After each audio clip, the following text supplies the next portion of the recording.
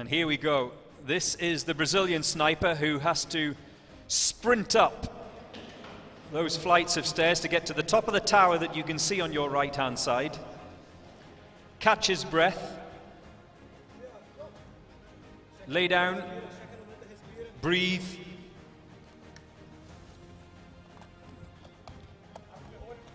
Put the magazine in. Take the shot. There is, of course, points for the accuracy of the shot, and that shot signifies that Brazil get underway. Someone has dropped a gas mask, so surely that may go against this team. It has certainly delayed them, that's for sure, so it'll affect their time, if not for a points deduction for safety. We'll see what the judges think of that in the end. You can see this fabulous aerial shot of the various rooms of the kill house.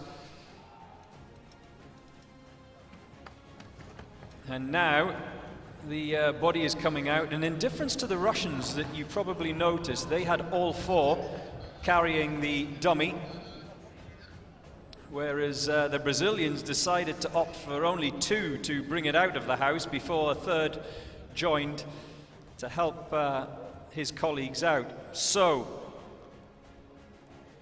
those of you who have just joined me, good morning. You're watching the UAE SWAT Challenge, here live from Dubai in the United Arab Emirates. And you can probably already tell that it was a much cleaner performance by the Russian team, Vityaz, than it was by COT from Brazil. It got off to a bad start. One of the team dropped their gas mask, which someone had to stop and collect, which then affected, of course, when they arrived at the kill house door. It meant that there was a little bit of a delay in getting that gas mask and putting that gas mask on. So as a result of that, they wasted valuable seconds. Now it's the turn of the first set of representatives from the United Arab Emirates, the home team, if you like, the Special Security Forces team. They are third up this morning, and like I said, I was told that it is an advantage to go later in the draw. First up is a disadvantage. And the reason is, of course, that you're able, as you can see down in the bottom left-hand corner of your screen, you're able to see what others are doing. You're able to maybe use one or two tips or tricks that they have used.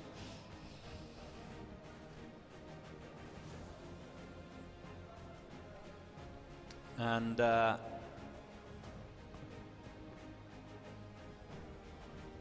UAE team, the Special Security Forces team, they are next up. So, just to remind you, the sniper in the team has to climb to the top of that tower, fire a shot. Once that shot is fired, that is the starter for his colleagues, which are currently here on the start line, to race towards the kill house, put on their gas masks, and then enter the kill house and assault each of the rooms. There is a target in each of the rooms, which you'll see in just a second. And the accuracy of those targets is important. The whistle goes, the sniper makes his way into the tower, racing up the stairs. Oh, his weapon has come off. Again, every single one of these errors results in a delay, results in a loss of time. He now has to recover himself from that mistake of the weapon coming off his shoulder and prepare himself for the kill shot. Now there's a little bit of an issue here because he'd actually put the sniper rifle onto the tripod stand. One of the rules is that that muzzle, that barrel of the gun, must go through the little red hoop that you see on the left-hand side of your screen. There's a problem here. You can see the shake of the head. This is all wasted time. And there seems to be a misfire. So, as a result of this delay, there is no way that his colleagues can start across that line. And I'm beginning to wonder if it's a dud bullet. So he has to now come down from the tower. If there is a misfire or an issue with the actual gun, that is the responsibility of the team.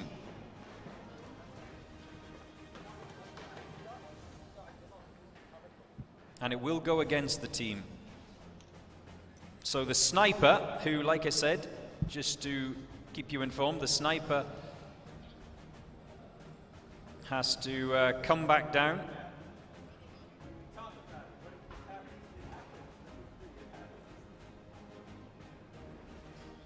And the penalty will be imposed here. You can see that right from the very start there were problems. The strap, which he's now trying to put back onto his weapon, came off as he was halfway up the flight of stairs, and now the judges are in discussion.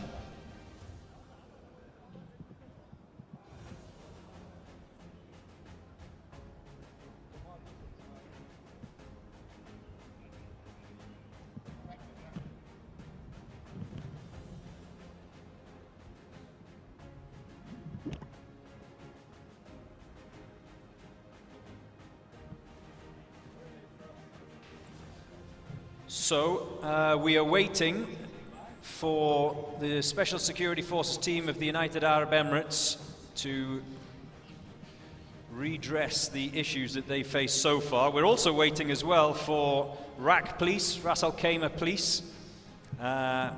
We need them to be making their way to the start line, as well as the General Command of the Amiri Guard, SOBR, and Sharjah Police, the A-team of Sharjah Police. We need them to make their way to the start line because they'll be up pretty soon.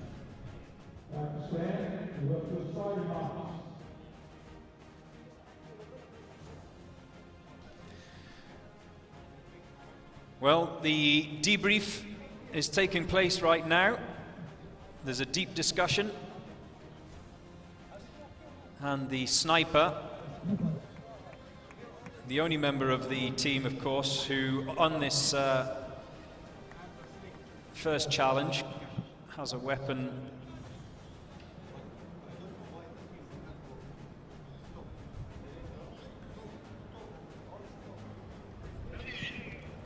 and I wonder if the judges, because of those misfires, allowed them to go again, and I think they have. The judges have had a discussion, and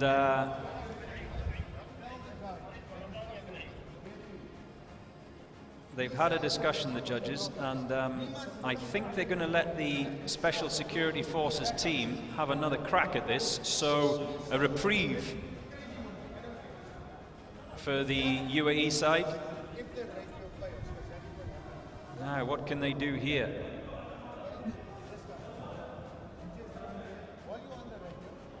Maybe there was an issue with the ammunition, and just to remind you, the ammunition is provided by the organizers of the UAE SWAT challenge. The guns belong to each team. So the responsibility of the weapon is for each of the various countries' teams. The responsibility of the ammunition is, of course, the UAE SWAT challenge organizer. So we're going to go again. The whistle blows. The sniper makes his way up the tower. This time the gun is secured and does not, unlike the first time round, come off the strap. So already much quicker to the top of the tower. And let's see what happens here. The magazine goes in. A shot has to be fired. The bolt is checked. A bullet is in the chamber. The target is hit, which means the team can now assault the house. Next up, gas masks. There is a penalty, by the way, if gas masks are not on correctly. Now they can assault the house. Each member takes a different room, as you can see from this aerial shot. They must hit the target.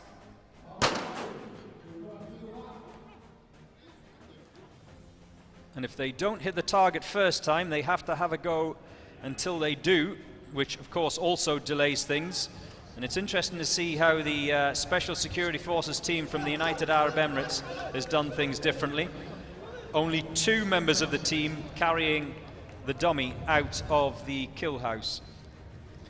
And 1 or 2 breathless competitors. I know that those of you who are maybe watching in the comfort of your home or on this Monday morning, probably your office, will be thinking that this is over very quickly. And yes, you're right, it is over very quickly, but it's such an intense physical experience. That's why when they get back to the start-finish line, quite often they're out of breath. Now,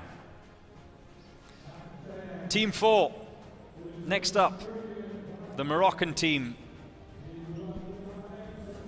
Direction Générale de la Sûreté Nationale, the Moroccan Police SWAT assault team. They are 4th in the draw this morning. I wonder if they can perform to the heights that their football team did in the recent World Cup in Qatar. Smiles at the moment. I doubt there'll be smiles when they cross that finish line. Why? Well, because they will be out of breath. This challenge is short, but it's intensive. So, they're on the start-finish line. The judge will blow the whistle. The sniper is in position. And he is the one that gets everything underway, because that sprint to the top of the tower and the shot that is subsequently taken will determine when his colleagues can cross that start line.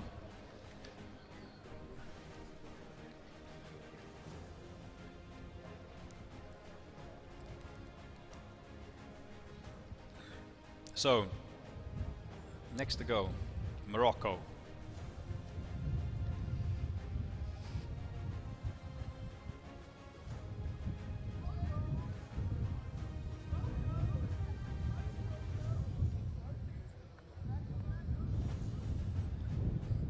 He's ready. His colleagues are ready, waiting for the judge's whistle. And there we go, he's off.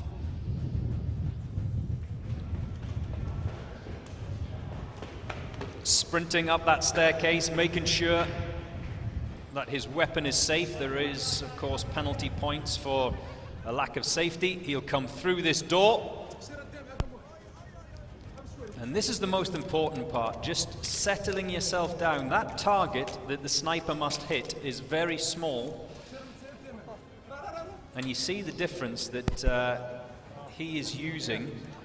A little, what would you call it? A little rest under the stock. And this conversation that's going on with the judges is using up valuable time.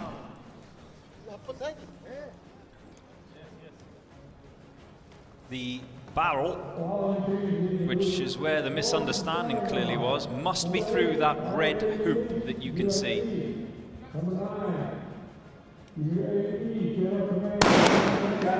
The shot is taken, which means his colleagues can race towards that kill house. Now, there's something that's important to point out, and that is that they have to be in single file behind the point man who has that shield.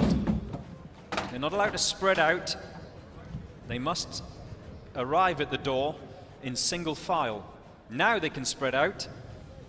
And as you can see, the team member in the top right was last to enter his room, which will eat up valuable seconds. And as you can see, the shield man, a little bit of confusion with regards to the ram carrier. And I think one of the team members has hurt himself in that process, and they've now crossed that finish line. So, the Moroccan team. Remember, this is day one of the UAE SWAT Challenge, 5 days of competition.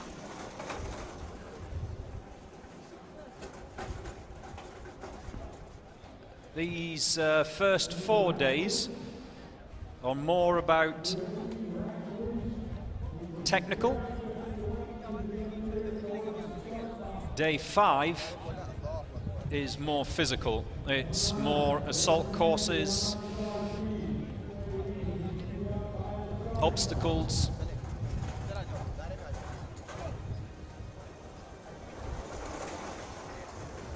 Picture, of course.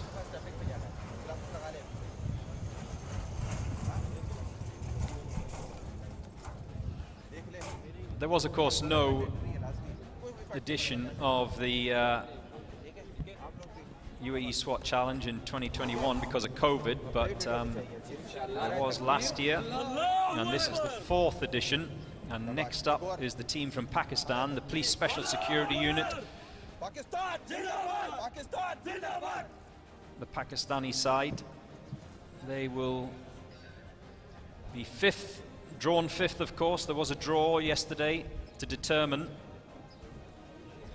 who went first, and like I said earlier on, if you've joined me late, it's considered amongst the various SWAT teams to be a disadvantage to go early in this competition. The later you can position yourself in the draw, the more advantageous it is.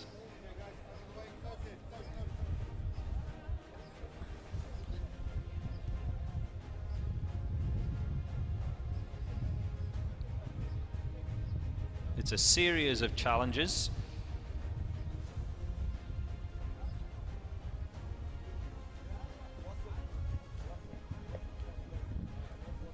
And like I said, Pakistan will be the next team to get us underway here at the UAE SWAT Challenge. The Police Special Security Unit. Some countries have actually entered more than one team. There are 28 countries involved this year in the 2023 edition, but 55 teams. So we know that United Arab Emirates has entered more than one team. The whistle goes, the sniper sprints. It's about being fast, accurate, and safe. Wow! That is, without question, the speediest ascent up that sniper tower, and I would say that's probably the quickest that we've seen so far. And again, every single one of the snipers seems to have an issue of understanding that the barrel of the gun must go through that red hoop, and that's where the delay is. A deep breath from the sniper. The shot, the target's hit, and that's the signal for his colleagues to attack that kill house. And you have to say that the Pakistan team so far are looking pretty efficient.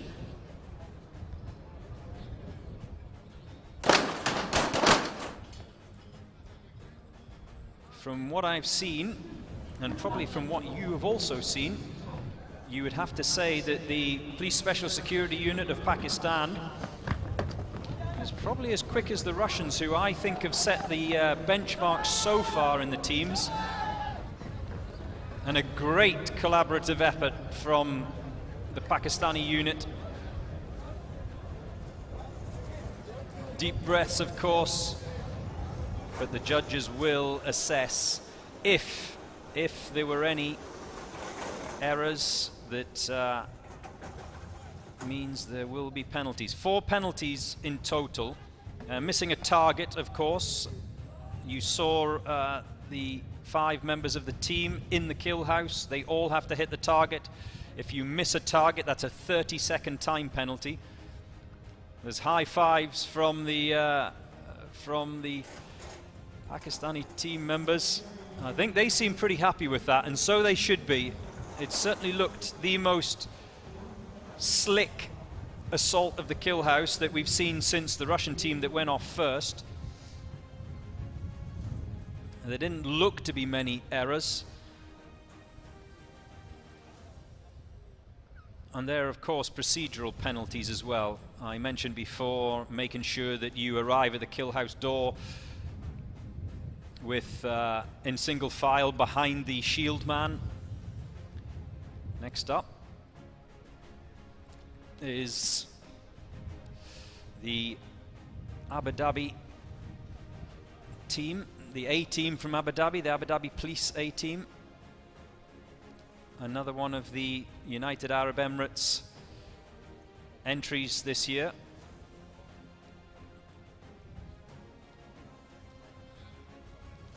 And of course,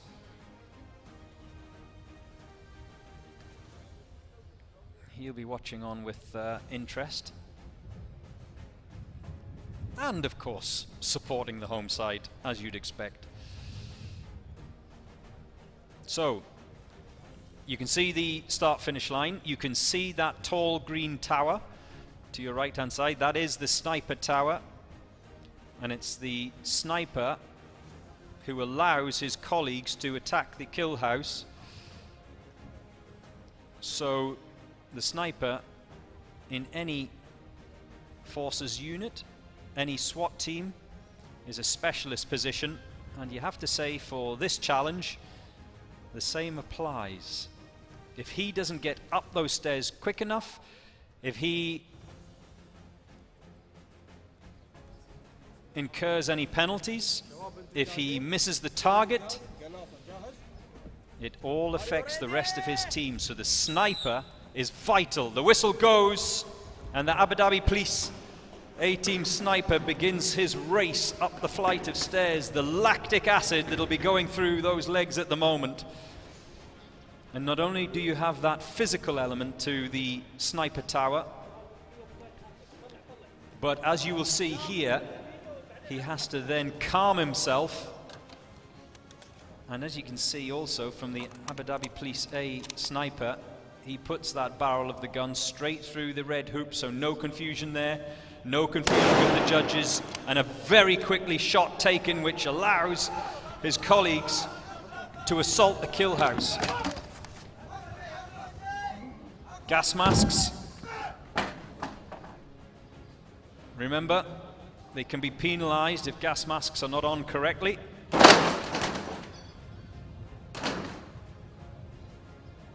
Now a bit slow on team member 3 for that target shot. The battering ram man has made his way out, and finally the dummy is carried across the line. And I think that the Abu Dhabi Police A team will be pretty pleased with that. And just remember, they have to run back from the kill house with those gas masks on. Not easy to breathe heavily in a gas mask. And all of these little things can affect what goes on.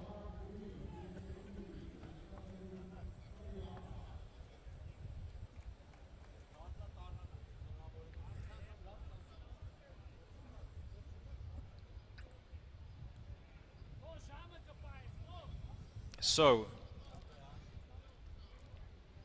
we've had the Abu Dhabi side. Next up, Wolfhound will be crossing the start-finish line. The sniper just waiting for the judge's whistle, of course. And we're just getting a few people out of the way from, and they have to reset, remember, the organizers.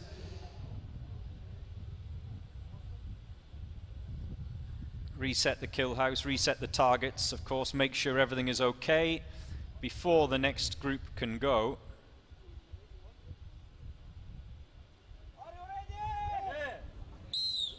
The whistle blows and the sniper is off.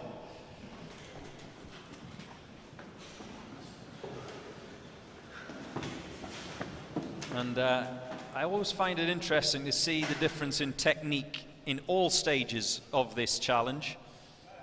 We saw the Pakistani sniper leaping up the stairs 3 or 4 at a time.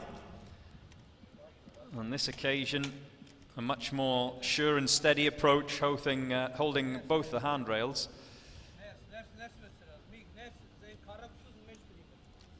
Now he's going to have a problem with the tripod, and the judge just obviously letting him know that the barrel of the gun must be through that red hoop. And I think there seems to be a lot of confusion with a number of the snipers as to what's required. I had a look yesterday at the rules. No bullet in the chamber. Now there is. That is precious, precious seconds that have been wasted by Team Wolfhound. But the shot is taken and his colleagues can now assault the kill house. Now, just to remind you, it must be single file, and Wolfhound were a little bit spread out when they approached that door, which means I think they will be penalized for that. The team must arrive at the kill house door in single file.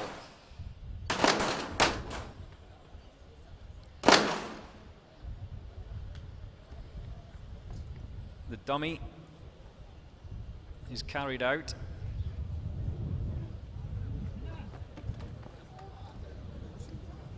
And they will race across this finish line, and it's interesting to see how they've all come together pretty much at once. The shield man, I think the shield man actually forgot the shield initially and just remembered at the last minute that he had to collect. They cross the finish line.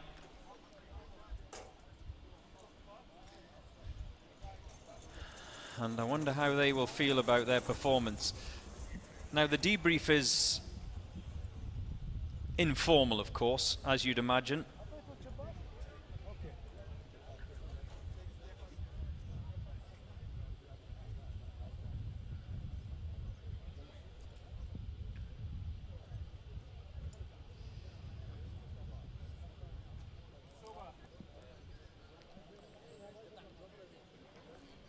And the thing is that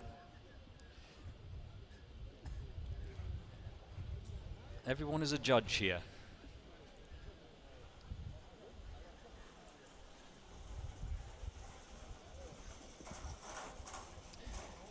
Ras Al Khaimah Police, they are next up this morning.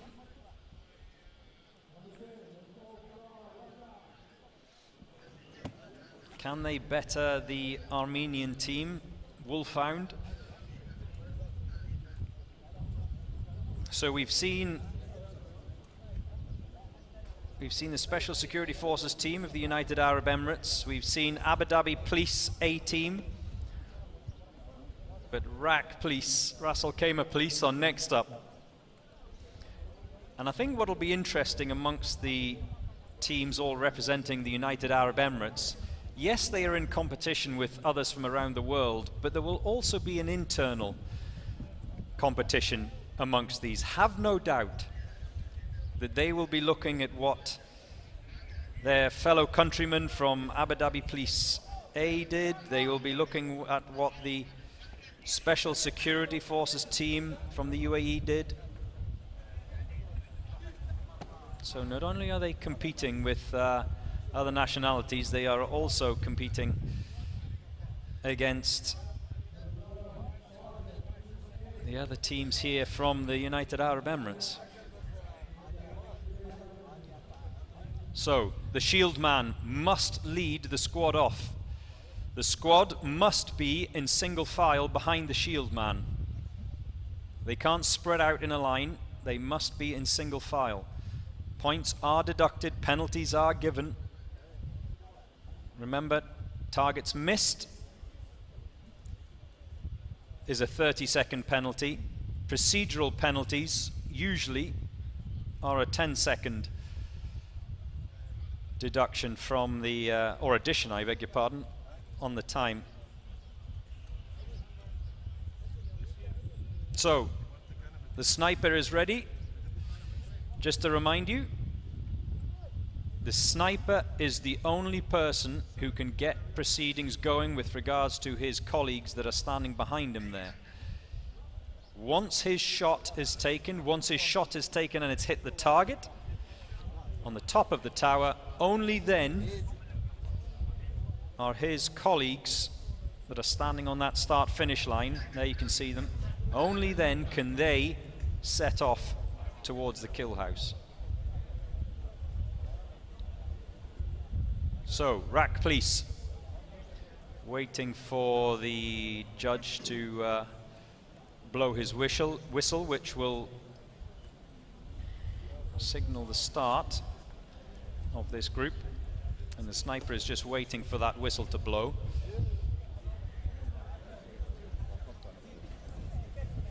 Day one of the 5-day UAE SWAT challenge you're watching live here this Monday morning.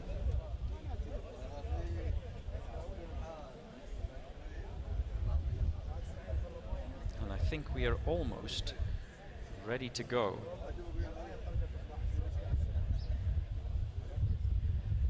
Always interesting to watch the contrast in the way that each team approaches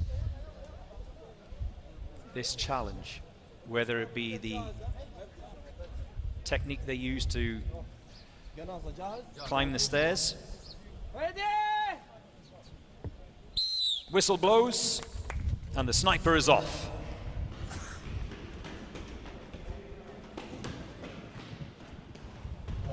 The holding of the handrails, just like we saw the Armenian team sniper, he did exactly the same. Most of the others have disregarded the handrails and just sprinted up those stairs.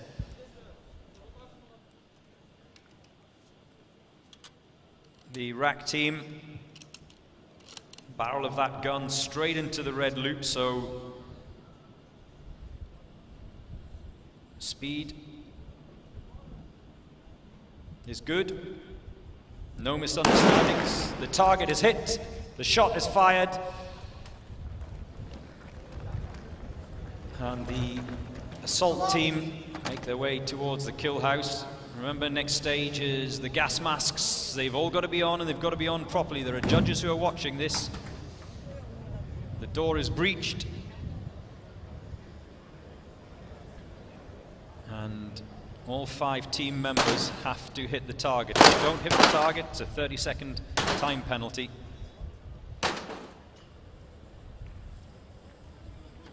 The battering ram carrier, he's already picked up the ram and made his way out the door.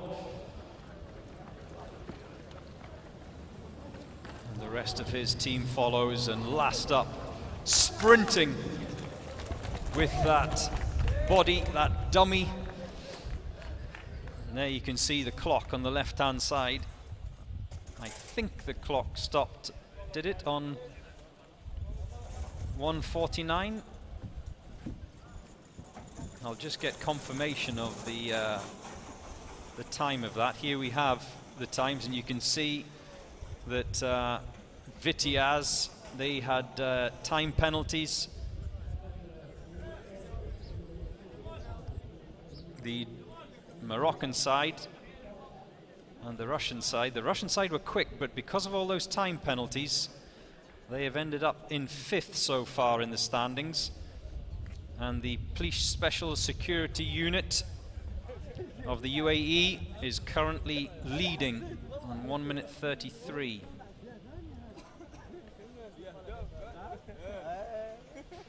So, there's another look at it. And this is why this is very entertaining for those of us who are watching. The Russian side, Vitiaz, that looked so slick and efficient first out of the gate because of those time penalties. And you can see they had the quickest original time, but because of the penalties, they're currently lying last in the teams that have gone out so far this morning.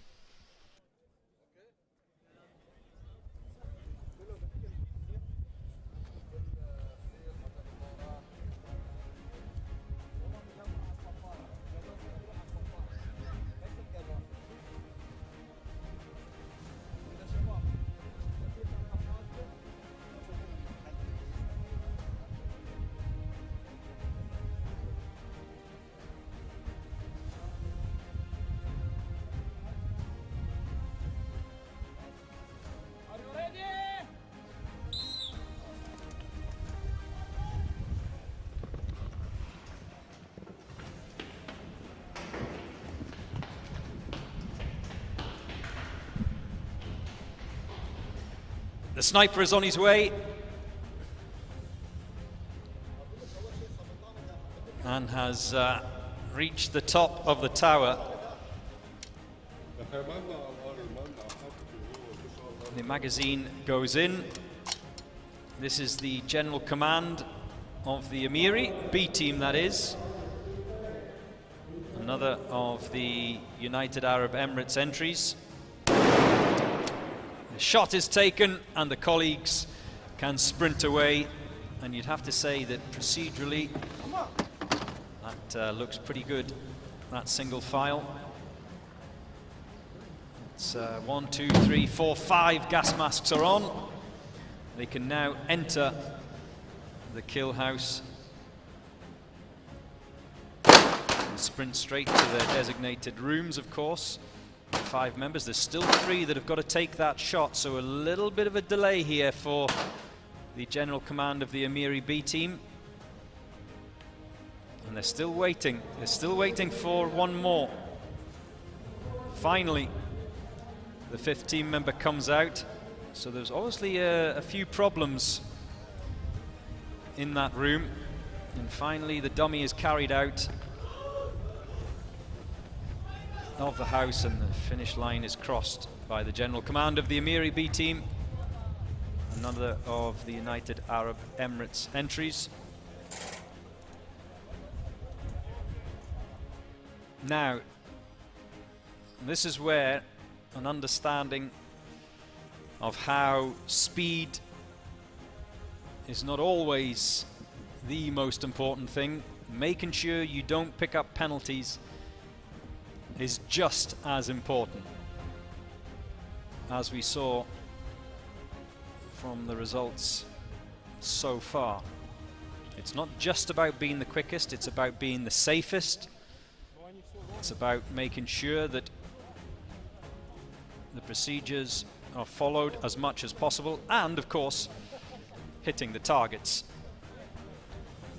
That is one of the most serious penalties you can pick up in this morning challenge. 30 seconds.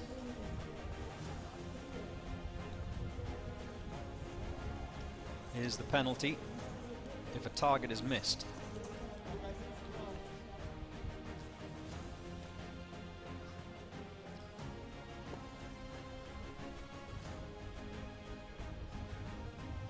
And I wonder what tips and tricks as we see the Russian side, SOBR, line up for their opportunity. I wonder what information those watching on there, the other teams of course, who maybe are later in the draw. This is team number 10, 10th in the draw this morning from Russia. Following them is another 2 teams from the United Arab Emirates before we see Kenya involved.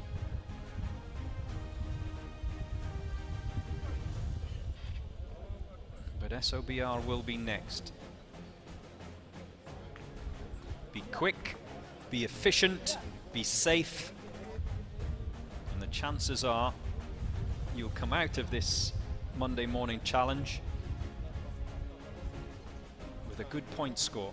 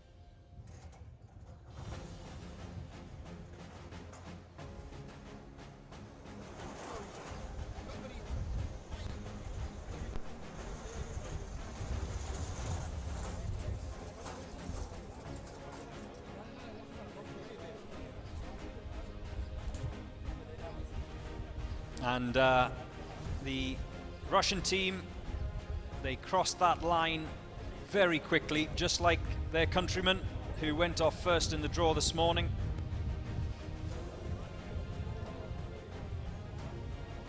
They were quick. Were they efficient?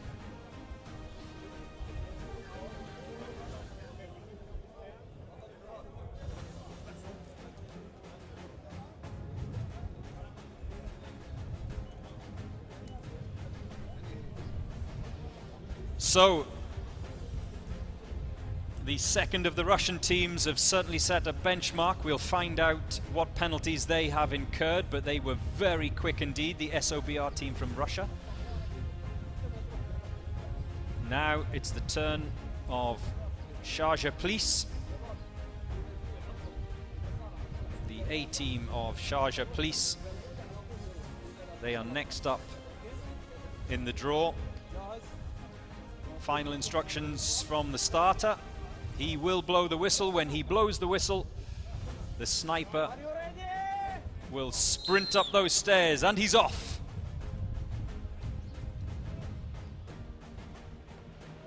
Safety is important. We have seen teams already this morning receive penalties. Sniper through the door. Very quick to get that barrel of his rifle through the red hoop. The magazine is in, the bullet in the chamber, the shot is fired. And that means that his colleagues can sprint towards the door. Before they can go through that door, the gas masks must be on. They head towards each of their designated kill rooms. Shots fired, remember, penalties for targets missed. And this is quick. This is very quick from the Sharjah Police A team. That is one of the quickest we've seen so far this morning.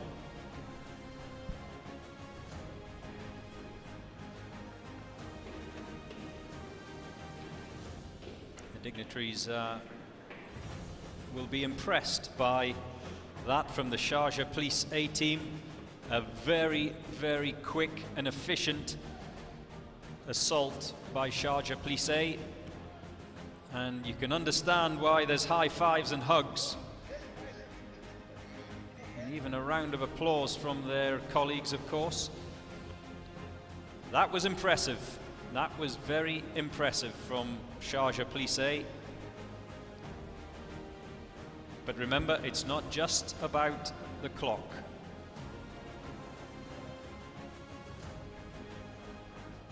It's about trying to pick up as few penalties as possible.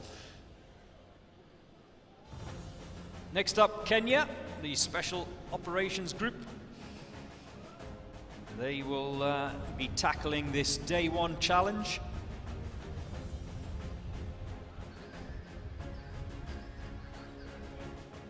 And last minute discussions. It's like a team talk, isn't it? And there you can see the Rwanda side. They will be up a little bit later on.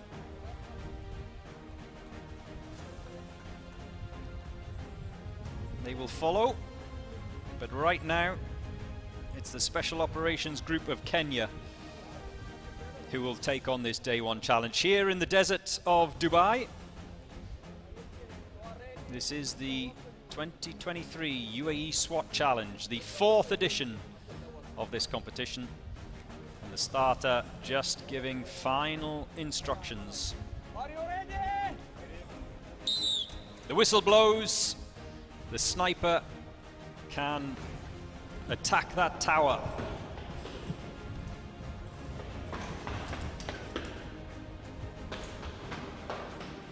Not touching the rails, like I said earlier.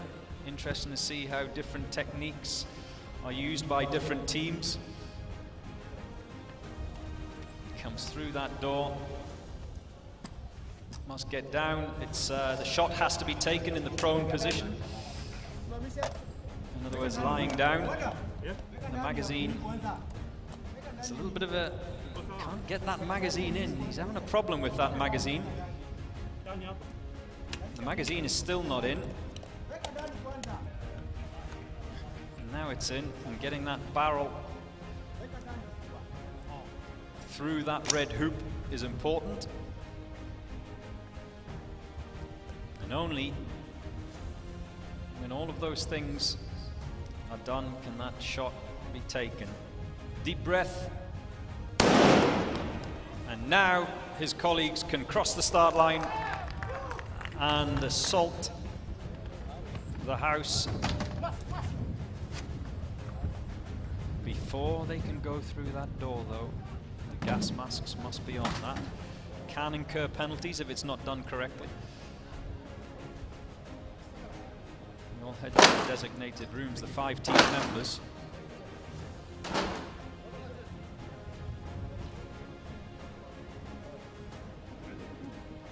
One of the quickest in terms of shots taken at the target that we've seen so far. And a very different method of carrying that very heavy dummy across the finish line by the Special Operations Group of Kenya. I think it is worth pointing out that technique is important.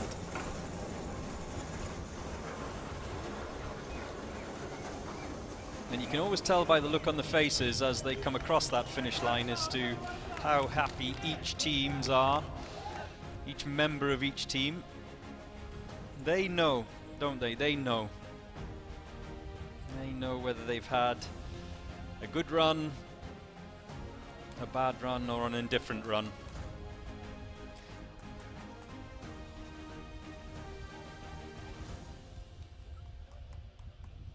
"55 teams in total from 28 countries. Will the current champions, Abu Dhabi Police, retain their crown? We will find out by the end of the week. And when I say technique, being efficient is important, it really is important. Abu Dhabi Police last year did not come first in any of the challenges, but because they were so consistent and racked up points and kept penalties to a minimum, they came out on top. And that's what's important, consistency in all of the challenges. Whistle blows. The Rwandan SWAT team sniper races up the stairs.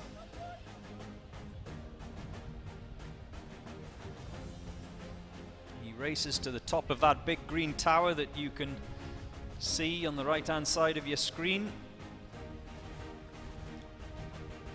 Through the door.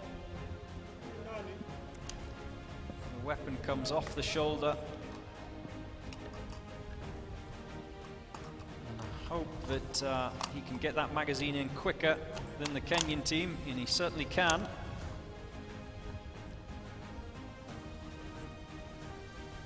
The bullet is in the chamber, the shot is taken, and now the Rwandan team can assault the house.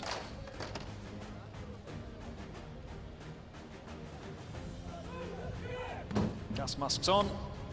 Now they can breach the door.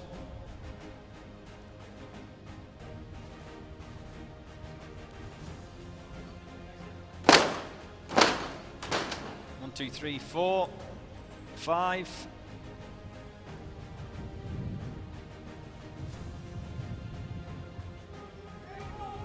And they've got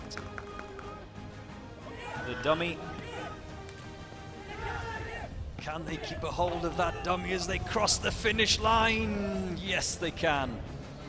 And a very good showing, a very, very good showing, it has to be said, by the Rwandan SWAT team. Yeah, quite rightly, a round of applause.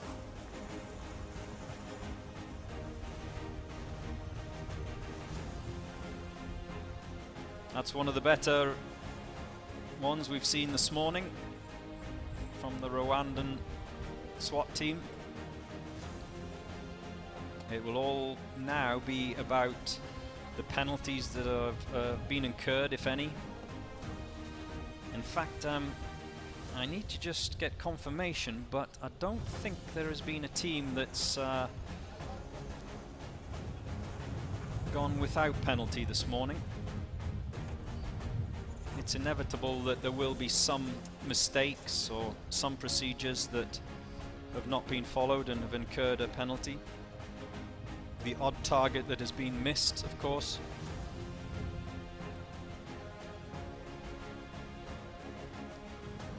Next up in the draw is the Kingdom of Bahrain SWAT team. Maybe someday in the future we will see that little youngster. Who knows? Racing up the tower, perhaps?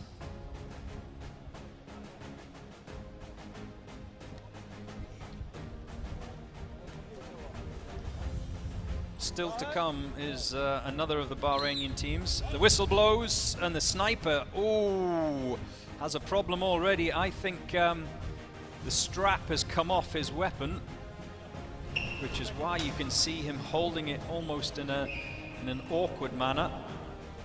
I think just as he entered the sniper tower, I think the strap came off. Let's see, yep.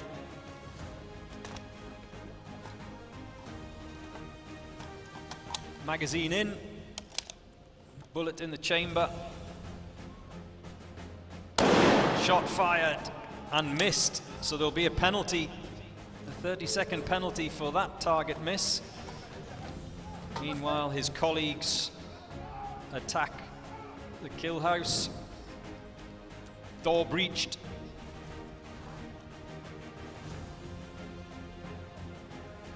As you can see from that fabulous aerial shot, 5 rooms.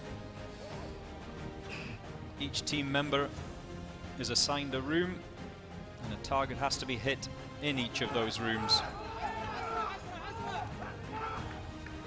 Oh, they've stumbled, the Bahrain team. How much time will that cost them? They eventually cross the finish line.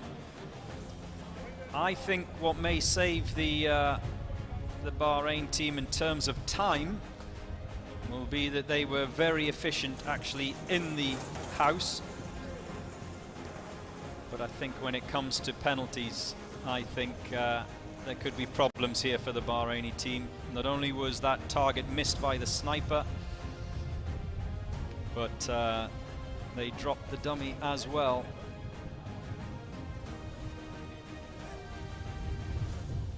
All valuable, precious seconds. All penalties that you do not want to incur. So, can the Serbian side better those who've gone before?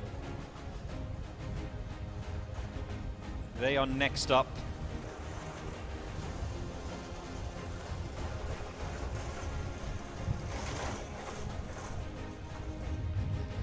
The Serbian Gendarmerie. They are going to be next across the start-finish line.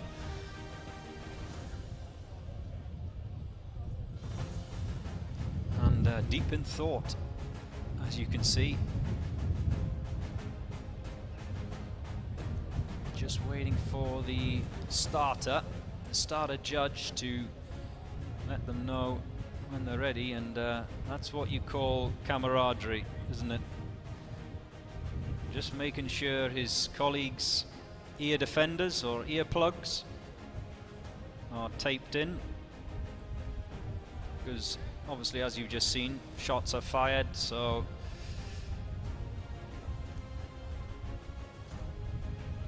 want to make sure that the ears are protected, of course.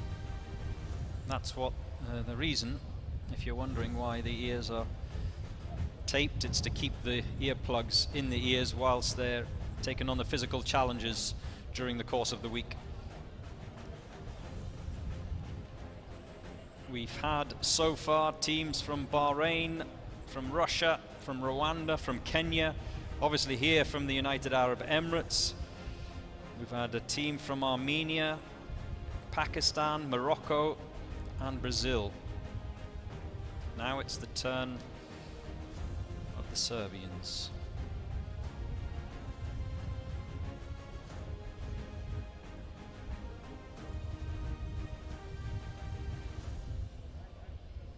A little bit of a delay here. I think the organizers are just making sure that both the kill house and the sniper tower are reset. If any damage is done or anything is moved, of course, in the house, that all has to be put back in place. The kill house door has to be resealed.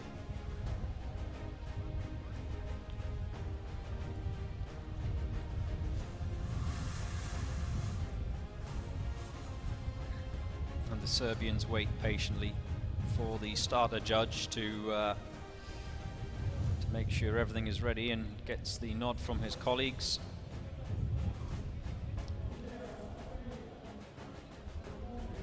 There you see members of the Dhabi Police SWAT team. This is the 2023 UAE SWAT Challenge that you're watching live this Monday morning. A very cold February morning by United Arab Emirates standards. Probably not as cold as it is in Serbia. right now. Believe me, they're not jumping up and down to warm up. They are jumping up and down because they're ready. And they make their way to the start line. When the starter's whistle goes, the sniper on your right-hand side, he can begin his ascent of the sniper tower, that big green building that you can see there.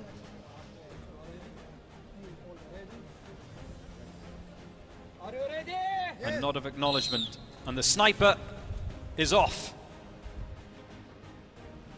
sprinting up those stairs.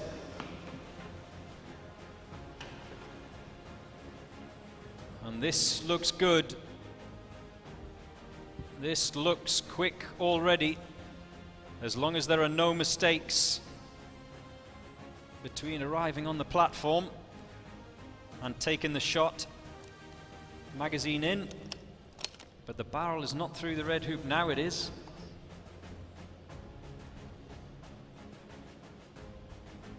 The shot, the target is hit, and the rest of the team can sprint towards that door.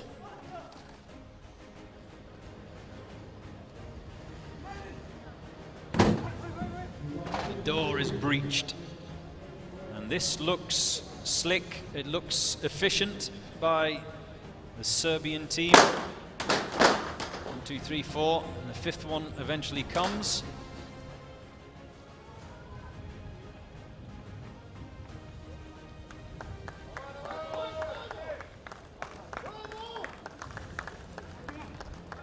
A lot of shouting and encouragement from those that are not carrying the dummy, and that looks good by the Serbian side.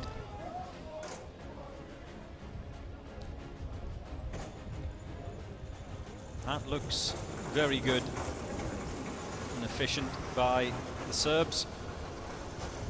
Yeah, I imagine they'll be happy with that. Obviously, time will tell once the judges have assessed any penalties that need to be given.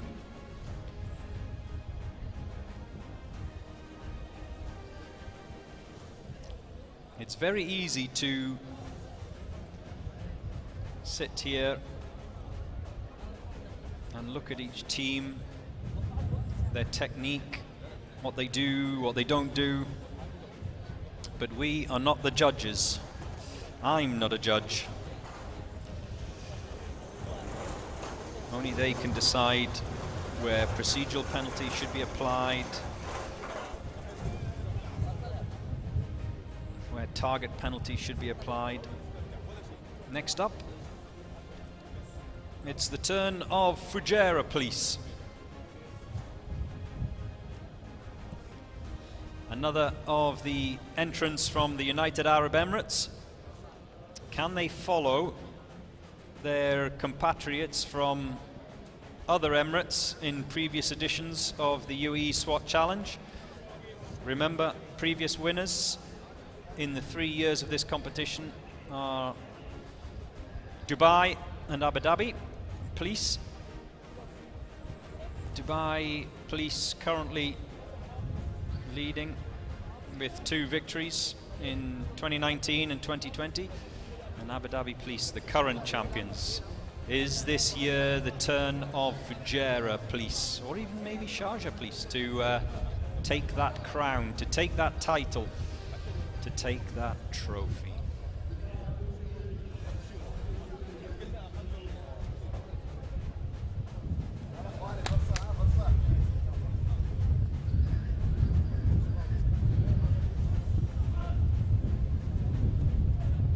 They train, they prepare. All of us were yesterday at the briefing where the organizers and the judges answered questions from each of the teams about various procedural points. There is a hefty set of rules for this competition, and it's always interesting to see, well, first of all, who studied those rules, and secondly, the interpretations of those rules.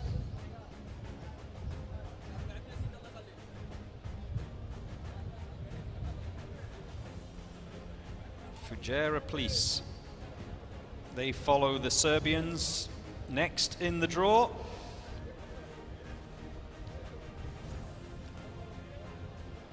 And now the starter lets them know that I wonder if they are discussing tactics.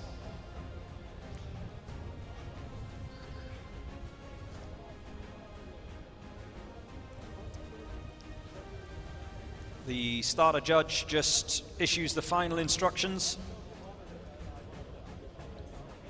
and the sniper is ready. If you've just joined us, the sniper goes first. Only when he gets to the top of the tower and takes his shot can his teammates head for the house and assault that front door. So you can see them waiting patiently on that start-finish line. Once they hear that shot, only then can they go. Sniper in position. Magazine in. And there is a bullet in the chamber. There was just a quick word there with the judges. I'm not exactly sure why. The shot is taken and the team can race towards the kill house.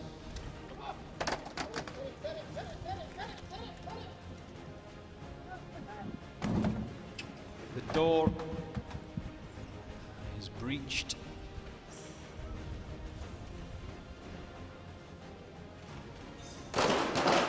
Three shots are taken, 4. And there goes the final 5th shot. Remember, after they've taken the shot, they must holster their pistol.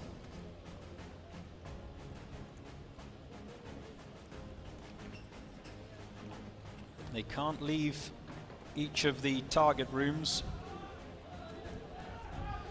without the pistol being holstered, and across the finish line for Fujairah Police.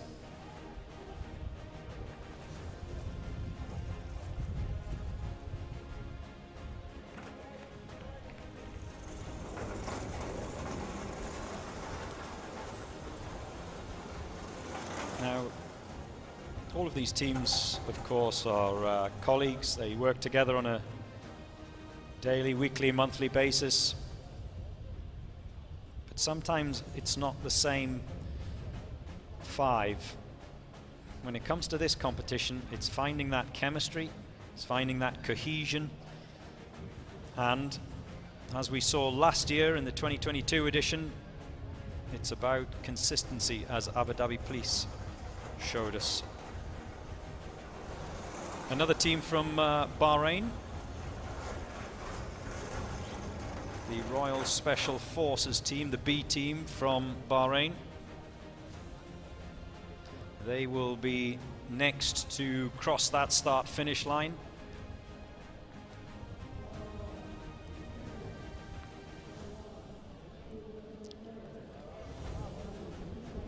Last-minute words of encouragement.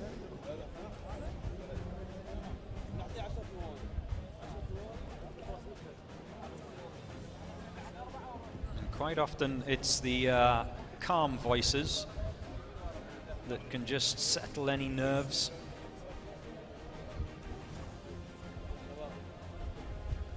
Adrenaline starts flowing at this point. It's not the point that the shot is fired, it's not the point at which the starter judge's whistle goes. It's the point at which they line up in that box, ready to complete the challenge. Bit of stretching. I think it's worth reiterating how much of a physical challenge this is. Now, the first 4 days are not really considered the physical days. That's the final day with the assault courses and the obstacles.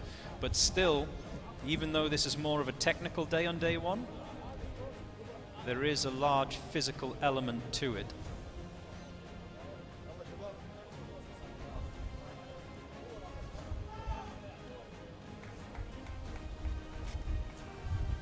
their way to the start line. And the sniper receives the final instructions. Just reminding the teams, of course, they've been through the briefing, they've been through the rules, but sometimes adrenaline can take over, so it's just a reminder that they can't cross that line till the shot is taken, and that the sniper cannot go until the whistle is blown. There goes the whistle, and there goes the Royal Special Forces team from Bahrain's sniper sprinting up those stairs. That's quick. Very quick. And there again, a different technique once more in terms of that rifle on the shoulder. This looks good from the Royal Special Forces team of Bahrain. There goes the shot, and there goes his colleagues.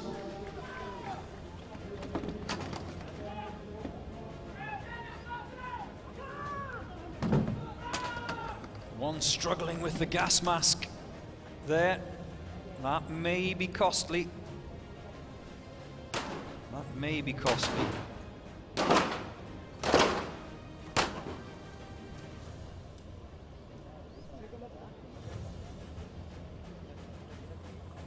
Pick up the dummy and then race out through that door. 3 carrying and across the finish line. 121 over the line.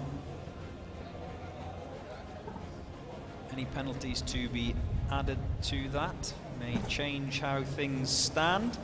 We will see soon the standings as they are for the teams that have gone so far.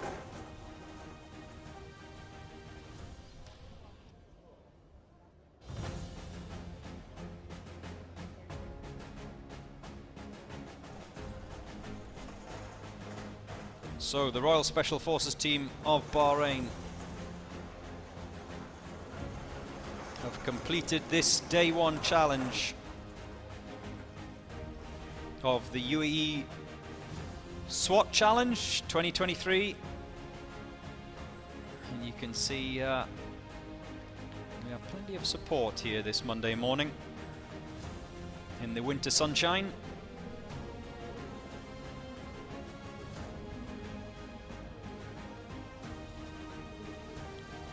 Few interested onlookers, of course.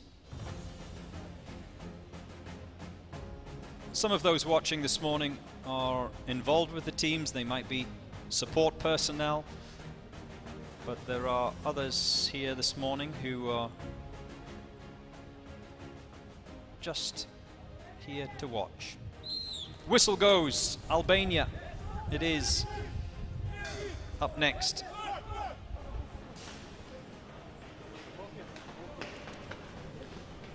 The sniper from Albania has his barrel down. They all have different techniques.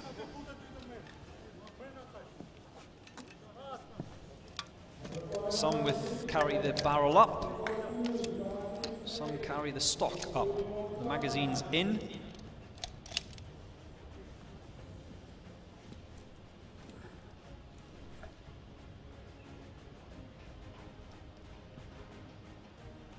He's just setting himself.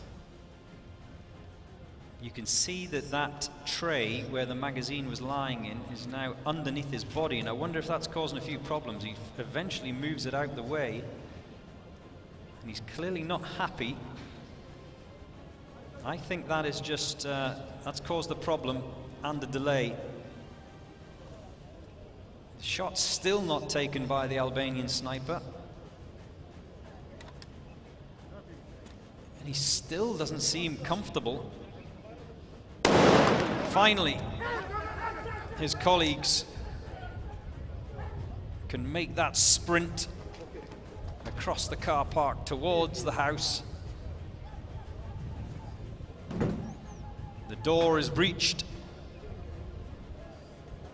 And they all make their way to their assigned rooms with the judges watching closely on.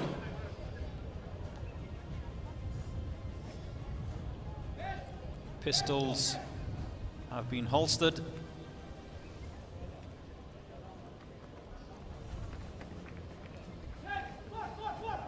And the team race back towards that finish line. And the Albanians are done, and you can see they've crossed the 2-minute mark. And it has to be said that most of those 2 minutes were taken by those problems that the sniper had at the beginning, on top of that tower. The assault team, well, they were relatively good.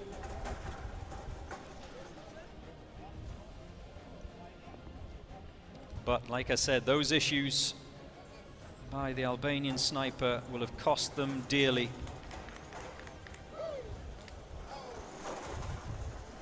Dubai Police, one of the previous winners of this competition back in 2020.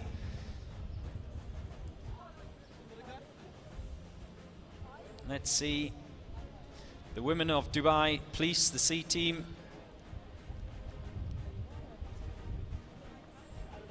Show their male counterparts how it should be done.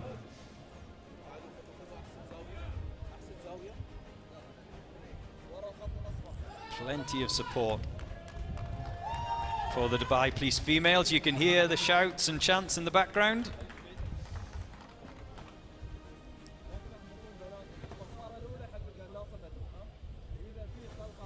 There is that support, the popular support. We all hope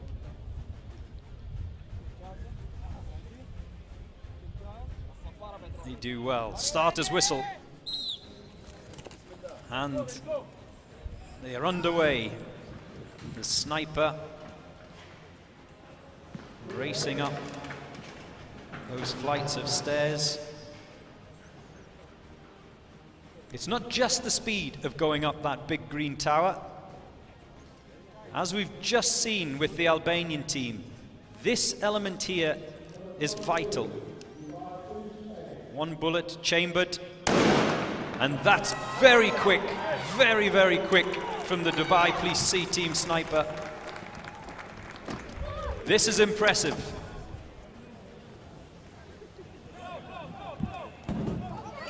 This is very impressive. Can they hit their targets? Kill rooms, the assigned kill rooms. Little bit of a delay from the 5th member of the team taking that shot. The dummy is on the shoulders. And they sprint out that door. This is good. This is very good. 119 for the Dubai Police C team as they cross that finish line.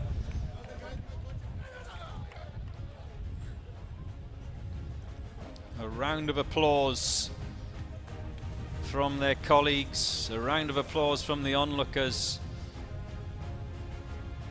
They've done well. They've done well, very well. Thumbs up. There you can see it. They are happy with that. They are very happy with that. Came out as a unit.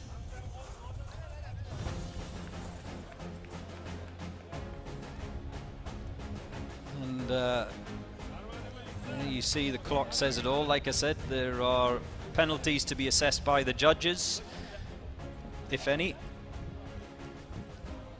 He will be pleased, that's for sure. And they certainly did better, the Dubai Police C team, the women's team, than the Albanian team that we saw that went just before them. Next up, Uzbekistan. The Uzbeki SWAT team are next in the draw, and they follow the Dubai Police C team, flying the flag, of course, of Uzbekistan.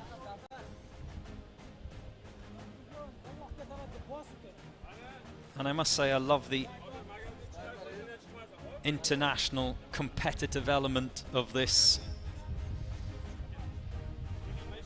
That's what makes this competition so great. Not only are you competing against the clock, not only are you competing against the rules and the judges' interpretations of the various rules, but you're also competing against other countries. And that's what adds the extra element of spice to this, the UAE SWAT challenge. So, final instructions, the whistle goes, and the Uzbekis get their attempt underway. That is a very rapid ascent of the stairs by the Uzbeki sniper, I beg your pardon, as he comes through that tower door.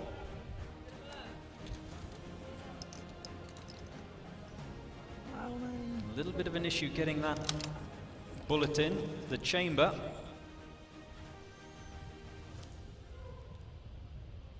The shot is fired, which means, of course, that his colleagues, that's a very neat single file. The judges will like that.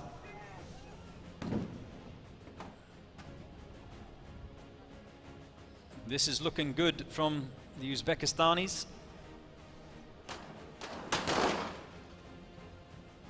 And a very consistent and cohesive number of targets hit all at the same time. This looks good. This looks very good by the Uzbekis, and a leap of joy by their coaches as they cross the finish line. And I think that will be an impressive tally come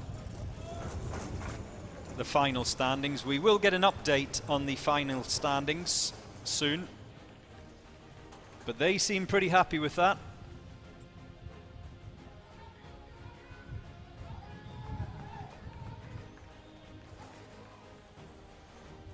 A little bit of a debrief. Wouldn't you love to be able to listen in to everything that they are saying and discussing after they've completed the task, after they've completed the challenge?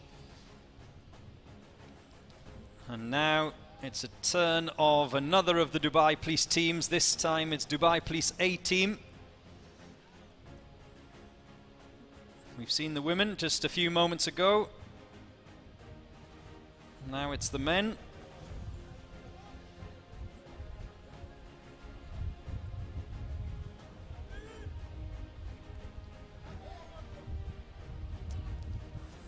A little bit of stretching. And you can see, can't you? You can see the that little bit of tension. The odd bit of nerves. They're all thinking and thinking through what they have to do next. Just walking through in their minds each of their tasks.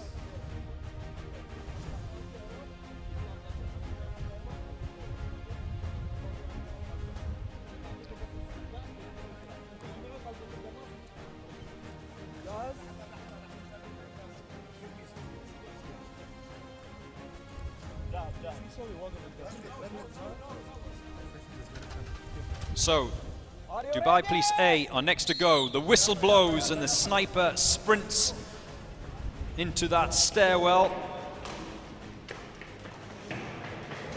This looks pretty quick so far from the Dhabi Police A team. He comes through that door. At the top of the stairs there is an official, a judge, and also a member of the squad. I think, I'm not sure, but I think that might have been the target missed, so that will incur a penalty.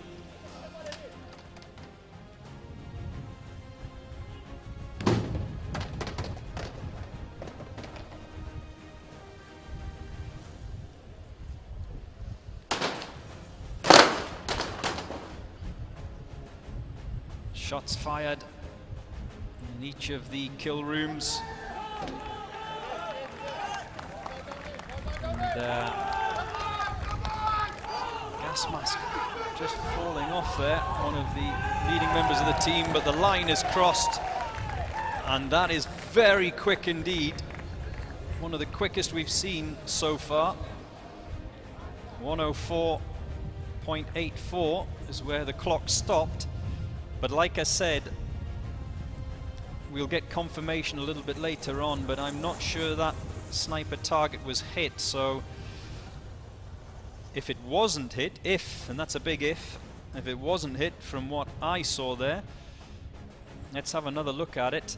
Did he hit the target? If he didn't hit the target, it's a 30-second penalty. Well, we didn't see the actual shot, but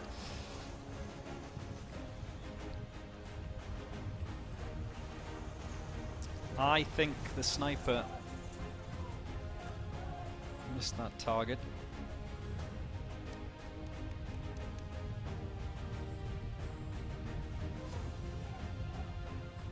And we will see soon the standings as they are in terms of the various teams.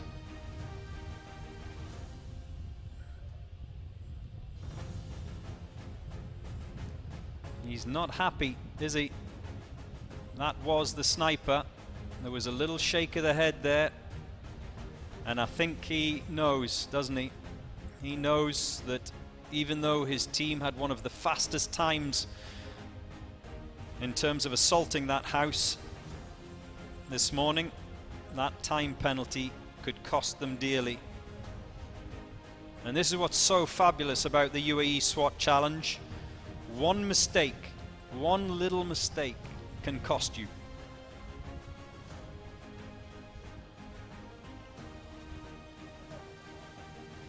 It's about consistency. It's about keeping those mistakes to a minimum. Here is the Executive Protection Unit from Kenya.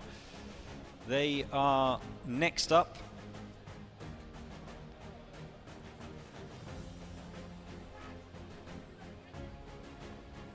We've already had one of the Kenyan teams. We had the Special Operations Group from Kenya a little bit earlier on.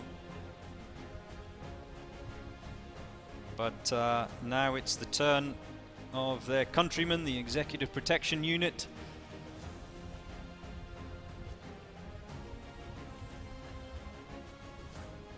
A little bit of a warm-up.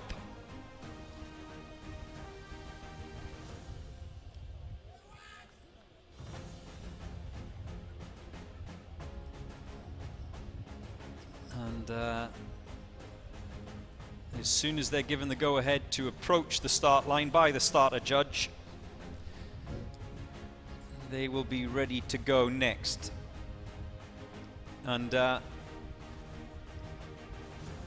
we have to wait, of course, for the judges in the various locations, obviously inside the kill house itself, to make sure that the scene is reset once again for the next group that comes through.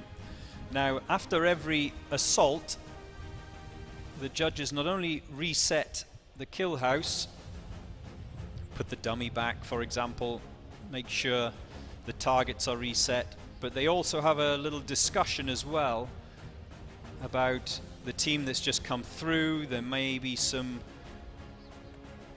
points of difference. They will analyze the assault and determine if there are any penalties to be given out, or if they were happy. As you know, there are various locations. We have the 5 separate kill rooms, of course, that the 5 assault team members enter. So each of them has to be judged. The targets, of course, that goes without saying. The breaching of the door. These teams are being judged from the minute they cross the line.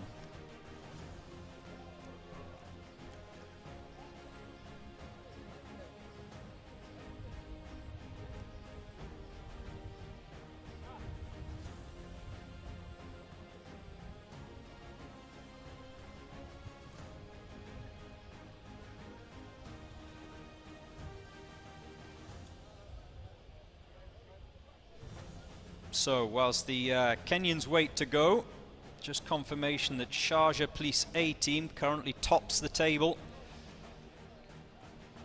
And even though they weren't fastest across the line, they only had a time of 1:09.5. They had no penalties, and that's why penalties are so vital to finishing with a good score here. The Pakistan Police Special Security Unit, they too incurred no penalties, and that's why they are lying in second. So the Kenyans, the Executive Protection Unit, are underway. The sniper sprints up those steps and then makes his way up the stairs.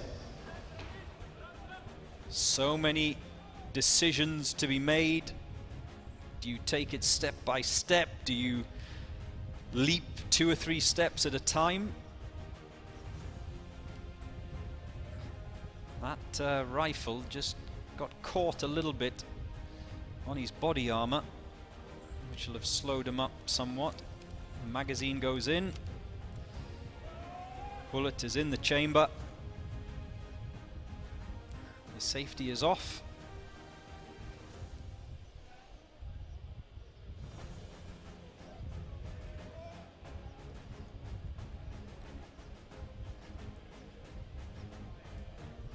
Still no shot taken though. Target hit, and that shot signals that the team can attack that door.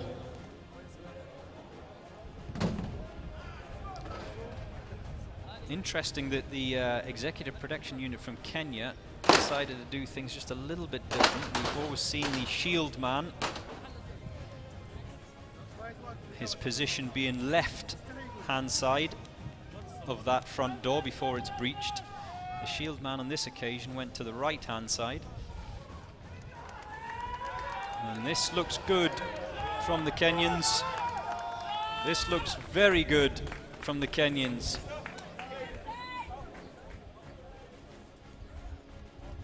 .144.34. The only damage to their time really being done by a little bit of a delay with the shot from the sniper. There you see the temperature of 23 degrees centigrade, so where you're placed in the drawer is important. I'm told by some of those that are involved this morning that you don't want to be first, you don't want to be early. There you see the wind speed, 21 kilometers an hour, so it's a breezy morning here in the United Arab Emirates. And as the temperature rises, it makes things a little bit trickier as well. It was very, very cool first thing this morning when dawn broke. It was 17 degrees centigrade. It's now up to 23 degrees centigrade. So how much does that have a bearing as the teams follow? Does it increase the mistakes? Perhaps. Does it result in more penalties? Perhaps. As we see the first team tackle this challenge from South Africa. It's the Special Task Force A from the South African Police. Most of the teams that are currently leading the table have either had no time penalties or maybe only one 10-second time penalty. The biggest time penalties so far have been incurred by Abu Dhabi Police and by the Russian SOBR. They've had 30-second time penalties. Are you ready? Yes, sir. And the South Africans get their challenge underway. So it's not just about the speed with which the sniper races up those stairs. The weapon must be safe at all times. That's something else the judge looks at.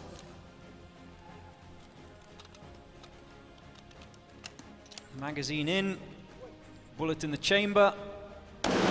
And this is very quick and on target from the South Africans. A very cohesive sprint towards the door. This looks good. This looks very good so far from the South African Police Special Task Force.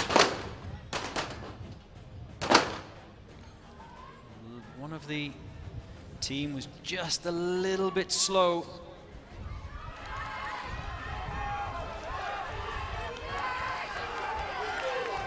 And they're racing towards that finish line, being cheered across that finish line, the South Africans. And I think that will be a time to challenge the leaders from the Special Task Force team of South Africa.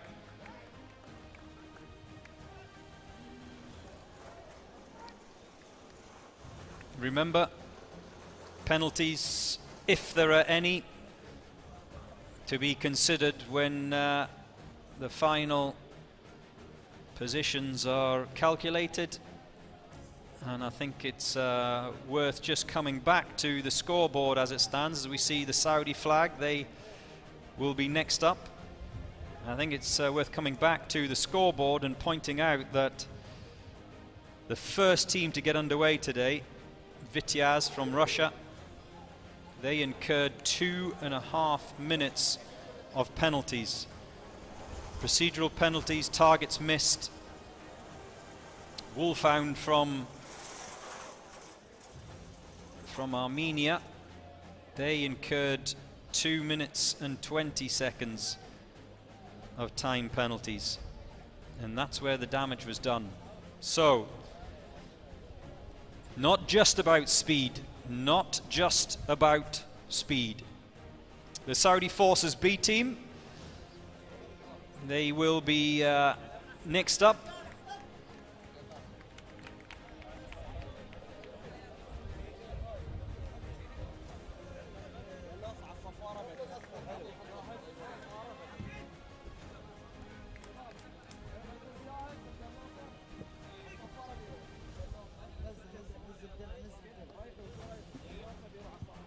So, Saudi Forces B team.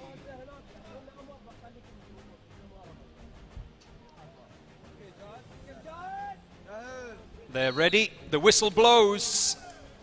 And the sniper sprints up that first flight of stairs. It's usually about now where that lactic acid is flowing into your muscles. And this last little bit can be torture. Heavy on the legs.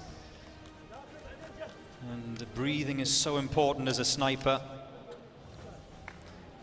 After racing up those stairs, it's about just trying to calm yourself down, get your breathing under control to take that shot.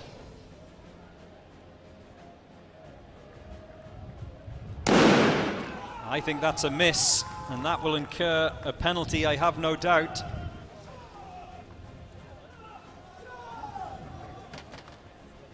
Gas masks is the next step. The door is breached. And now, can the 5-member assault team make up for the miss of the sniper? It looks pretty good. It looks pretty good.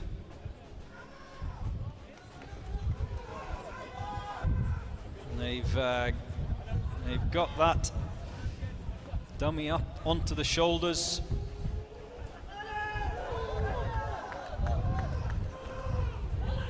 And the breach man and the shield man already across the line.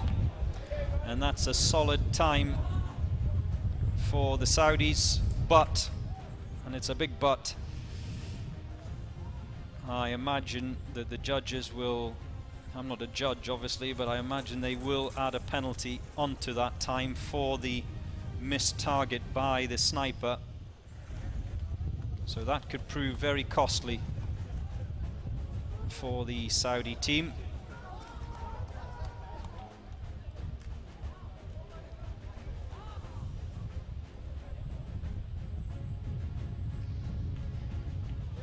And we will just have a reset here. There are 25 judges in total. Obviously you saw the judge up on the top of the sniper tower, assessing not only the loading of the rifle, but also safety procedures. Now it will be the turn of the Americans. The NYPD Emergency Services Unit are next up here in the UAE SWAT Challenge. And again, final words.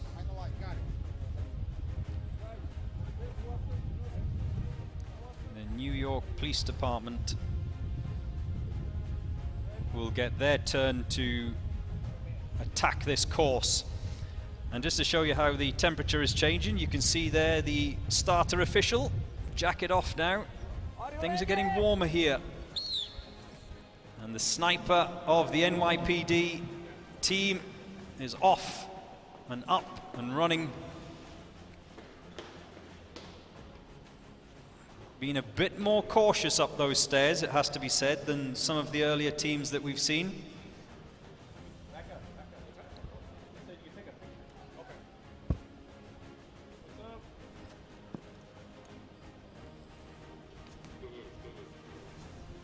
Slow and steady.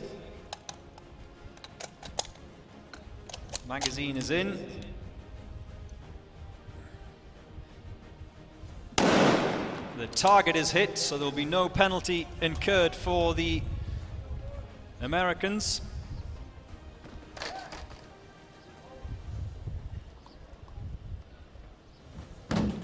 Gas masks are on, the door is breached. Now it's all about each member, each of the 5 members hitting their targets. You can see that they've got to hit that little white disc between the 2 red discs. It's a narrow little gap.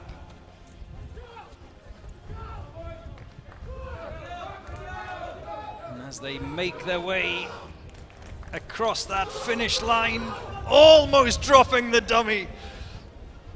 Just made it over, I think, in a time of 1:26:30. That was close. You could see that dummy was slipping out of their grasp, getting lower and lower and lower, and they just crossed the line before dropping that dummy. Well, I think I'll probably need to go and check the rules with regards to the dummy touching the ground.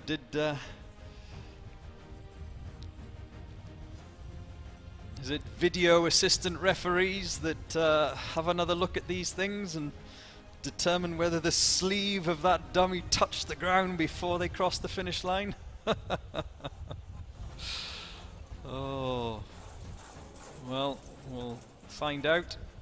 Now, however, whilst we contemplate that, now it's the turn of the Colombians.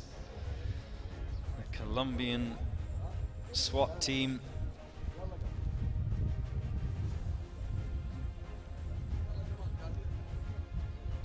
The shield man, he's that man at the front, as the name suggests, but this is the most important element of this task. The rest of the team members, the 4 behind him, must be in single file. They can't spread out. So the shield man, I beg your pardon, he leads the line, he leads the way, the rest must follow. They can't just all sprint any way they want to towards that door, but none of them can go until this man takes his shot. That rifle is bouncing around on his back.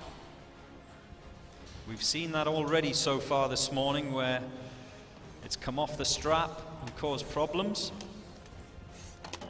So far, so good. Magazine in, bullet chambered, and I think he's going to have a problem here with the angle of this. We've seen before that it's a much shallower angle, and now finally, after taking the tripod down, and that's a very quick and accurate shot considering the problems that he had initially, which sets the Colombian team on their way towards that door.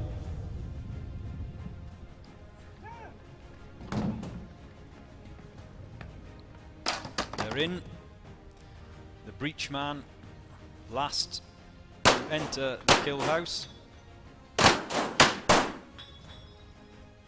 All 5 targets hit, and that's pretty consistent by the Colombians.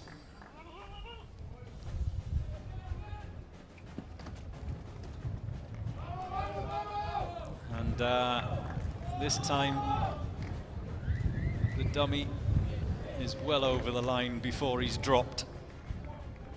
In a much quicker time, it has to be said. 1:31.43 for the Colombians. So pretty good time for them, depending of course if any penalties have been incurred.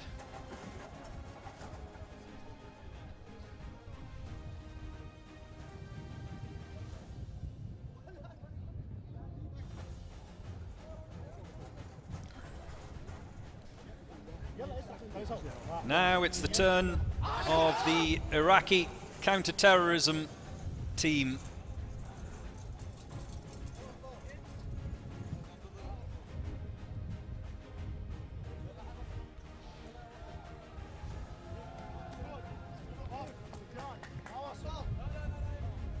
They will get their opportunity. Thumbs up at the moment. Will it be thumbs up when they cross the finish line?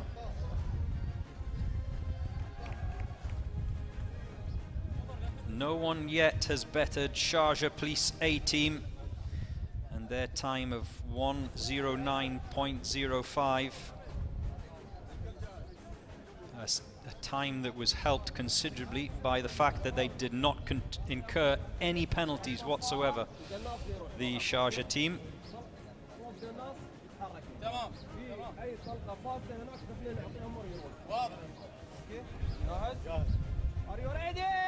They are followed in second place by the Rwandan team. What can the Iraqi counterterrorism team do? This is such a key element, the sniper. He has to get to the top of that tower as quickly as possible, as safely as possible. And this little bit here has caused problems for a number of the snipers this morning, as we see there.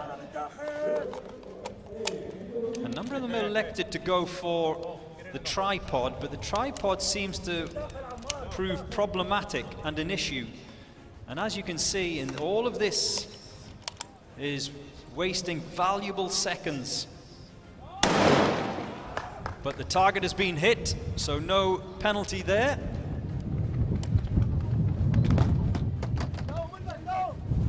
Which means the assault team can now enter the building. That shield is just getting in the way.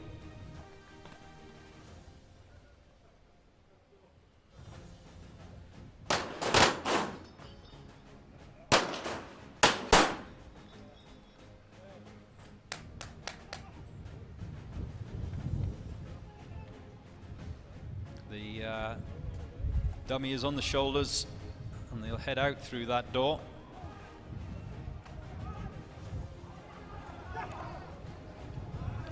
And race across that finish line. And the Iraqi Counterterrorism team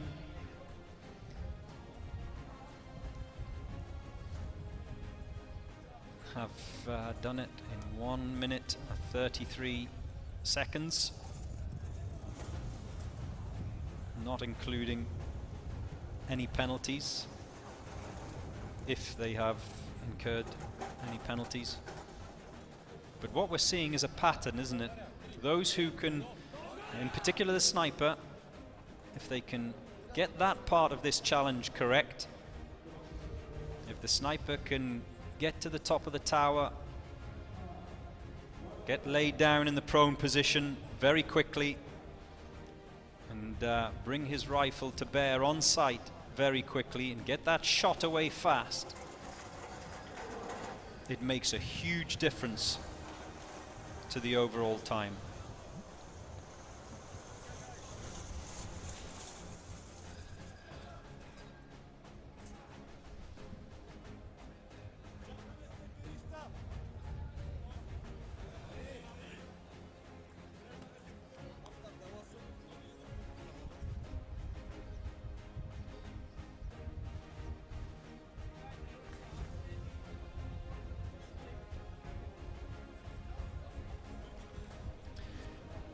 Next up, the Bulgarians. The whistle blows and the SWAT team from Bulgaria are underway.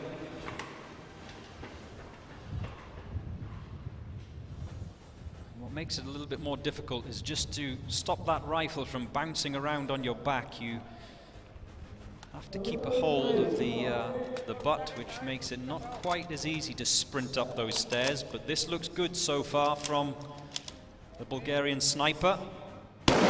Down quick, target hit, and the assault team is underway.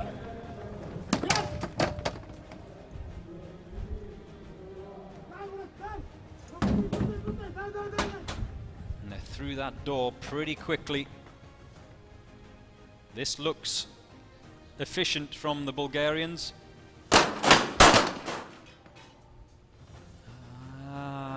Just one of those that was a little bit slow. The third team member delayed his shot, and that will cost them. That will cost them.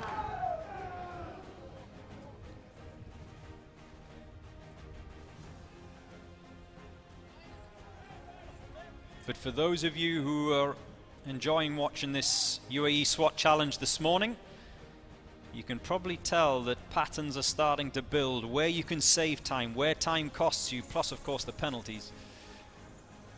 But the Bulgarians, that little bit of a delay with a shot in one of the kill rooms, 1:27.03 was their final time. And here we can see the leaderboard, currently topped by Sharjah Police A team. And look at the top three sides that are on that leaderboard. None of them have penalties, and that's the difference. They haven't been the quickest, as you can see. The Rwandans, for example, they crossed the 1:30 mark with their actual time, but with no penalties, it's put them second in the table. And the same for the Pakistan Police Special Security Unit. They too were over 1:30. That 1.5 minute mark. But because they had no penalties, the Pakistani unit, it's put them third in the standings. So, next up the Saudi team, the A team this time. We have already seen the Saudi B team. Now it's the turn of the Saudi A team. The sniper is underway. Making good time up those stairs, the Saudi sniper.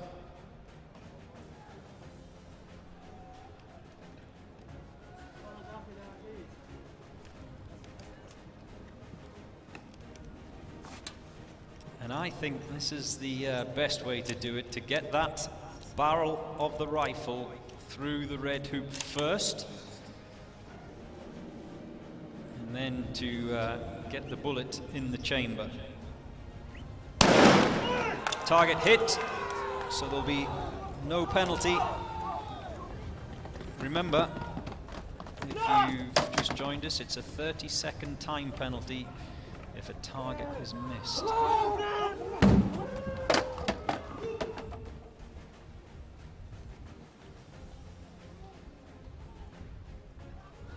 They're in position in the respective kill rooms. A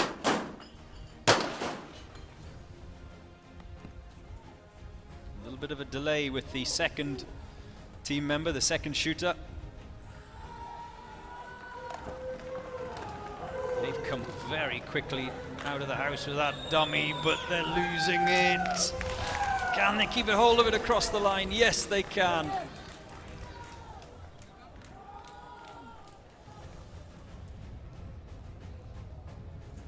And it seems to be the target time, doesn't it? Everyone seems to want to get under that 1.5 minute mark. That is obviously the aim.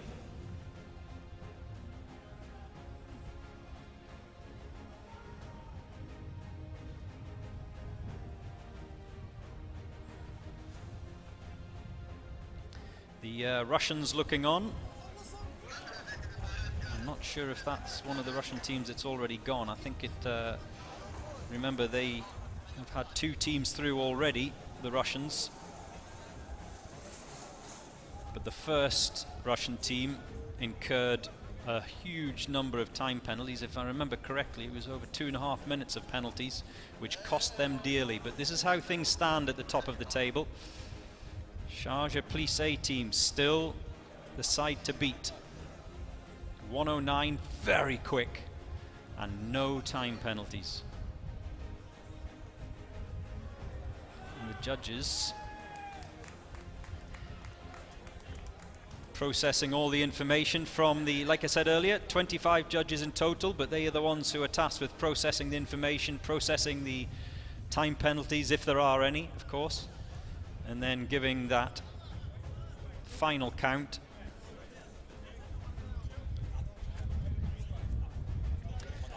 Another of the Russian sides, this is the Akhmat team.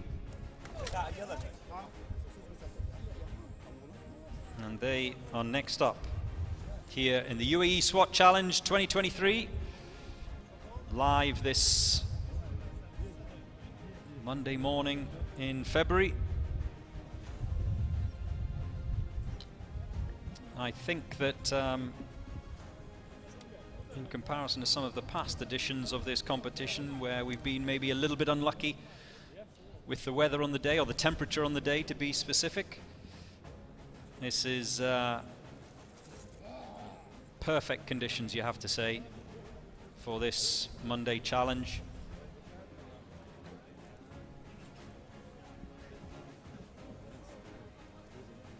That may not be the same though for the other days this week. Remember, it's a 5-day competition. The final day, Friday, is very physical. A lot of obstacles, the assault course.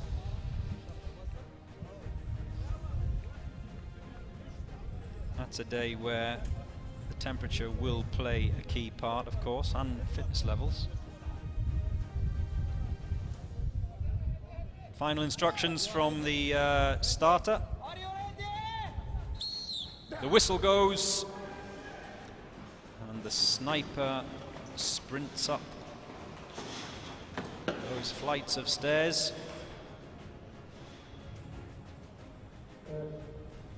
The Akhmat team from Russia.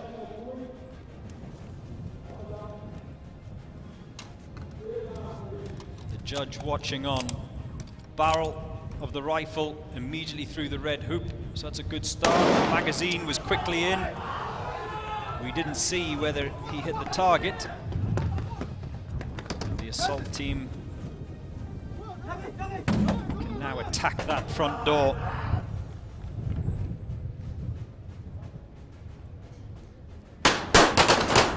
This looks pretty impressive from the Akhmat team of Russia. They're not hanging around. And a very well-coordinated and cohesive unit crossed the line in 1:04.46.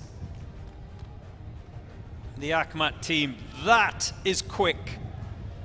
Now, what we don't know is if the sniper hit the target. We didn't see that, but I will assume for now that the sniper did hit the target, and I'm seeing and guessing from the smiles, from the high fives, from the backslapping, that they are very happy with that.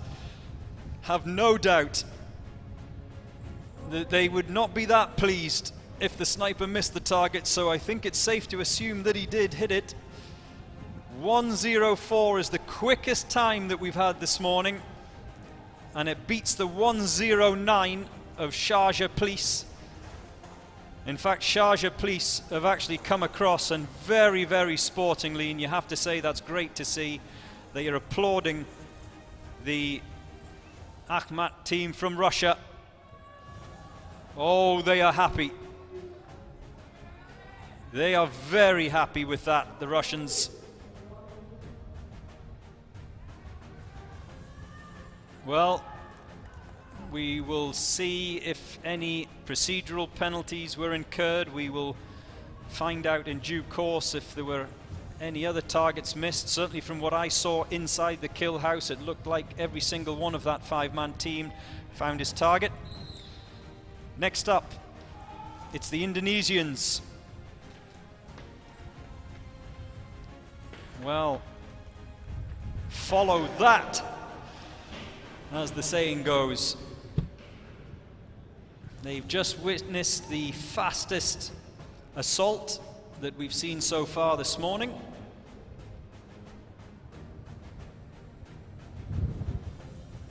There's a seconds being wasted here. I think there's a little bit of confusion as to what is requested.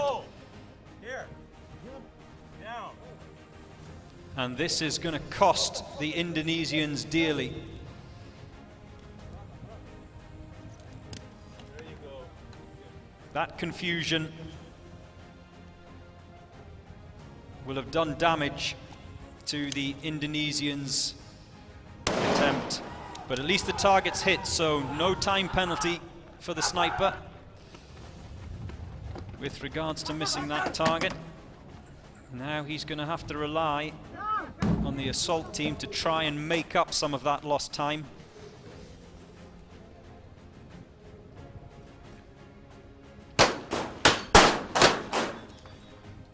Still one to shoot, so a little bit of a delay there as well.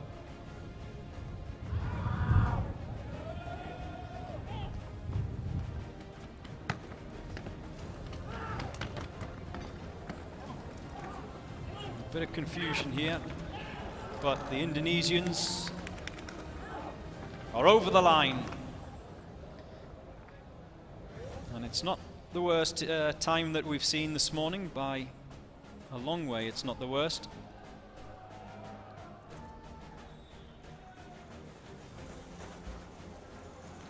Smiles. Hello, hello, hello, hello. I hope they're enjoying it.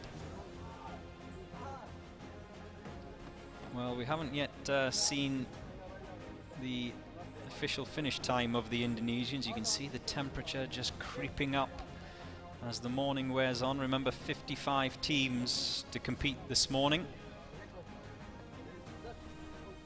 And at the moment, we've had 32 so far that have made their way through this challenge.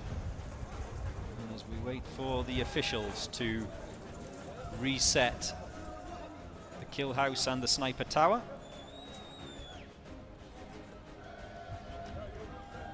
Now, when they all get back to the hotel later this afternoon, as we see the team from Bahrain line up, there will be a lot of debrief and analysis, no doubt, of what happened this morning, things that maybe could have been done better, things that they'll change, all the things that they may do differently for day 2, which is tomorrow, of course. So, the Ministry Special Operations Unit of Bahrain are underway as the sniper sprints up those stairs to the top of that big green tower that you can see there. And very slick and efficient to get that rifle down, that sniper's rifle down through the red hoop, and the target is hit. This looks quite good from the Bahrainis.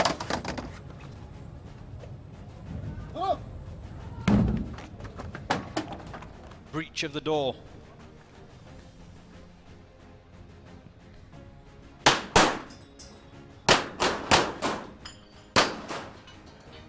All targets hit.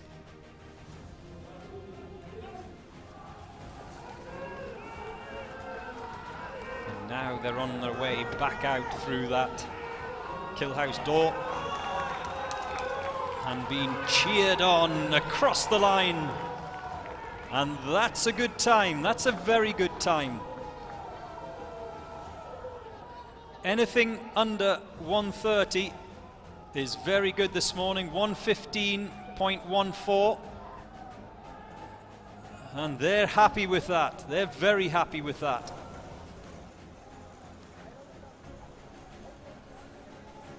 You can understand why that team from Bahrain are smiling. 115.14 will put them towards the top. It won't put them top of the leaderboard, but it will put them towards the top of the standings. Remember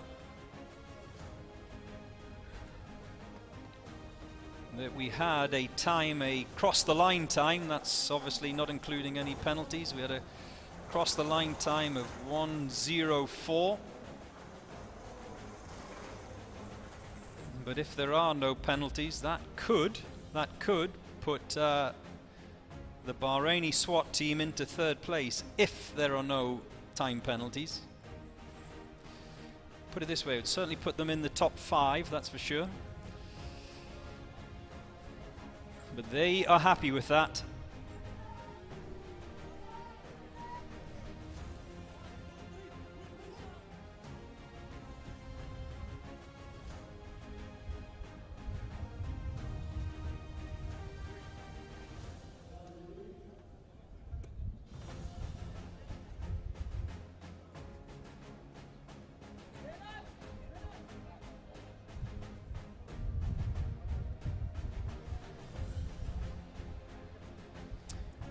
Next up, it's the Philippine Police Force, the National Police Force of the Philippines.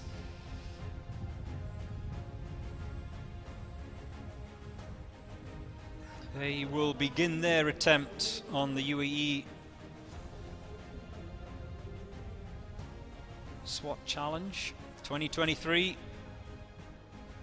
All of the sides lining up this week looking to take that crown from the Abu Dhabi Police Force, who are the current champions, of course. The whistle goes, and the sniper is on his way to the top of that tower.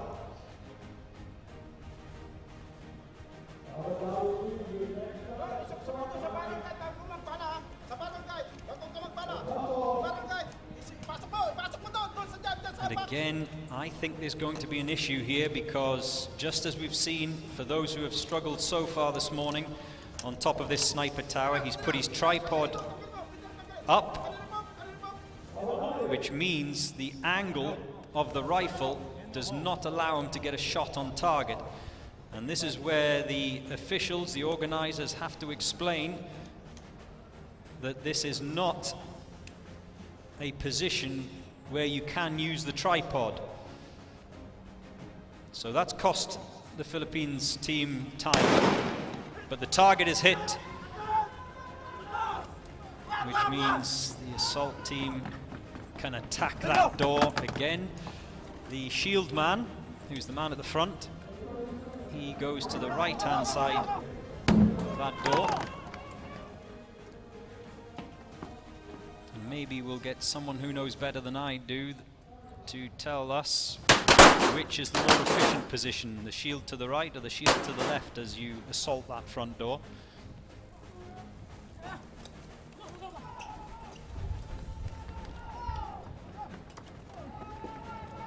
But this looks pretty good from the Philippines National Police team, and they cross the line, but they can't come under that magic 1.5 minute mark that seems to be the benchmark for a pretty good run this morning in this UAE SWAT challenge.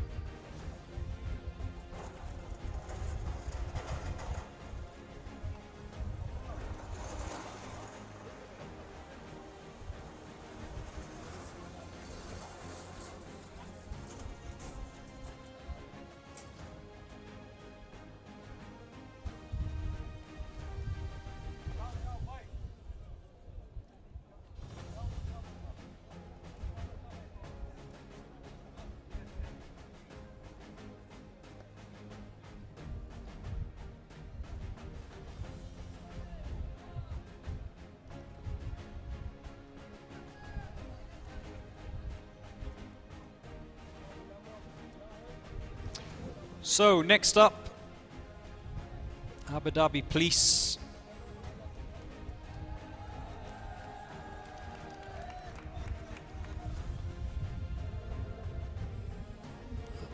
The Abu Dhabi Police, the current champions of the UAE SWAT challenge. One of their teams from last year winning the 2022 title. Can they retain that trophy?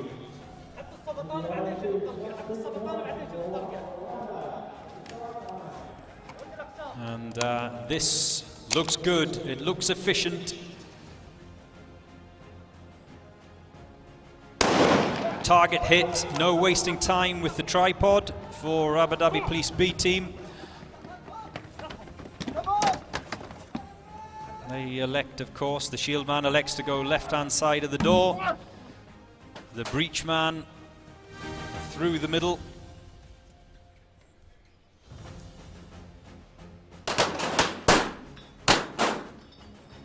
After every shot is taken, the pistol must be reholstered before they can leave each of the respective kill rooms.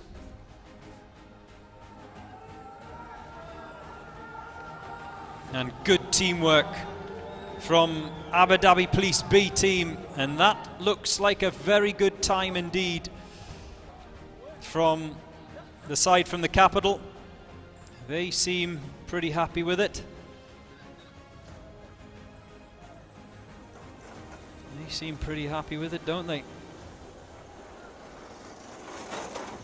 Now the judges will analyze. They'll analyze the shots. The targets hit seemed pretty good.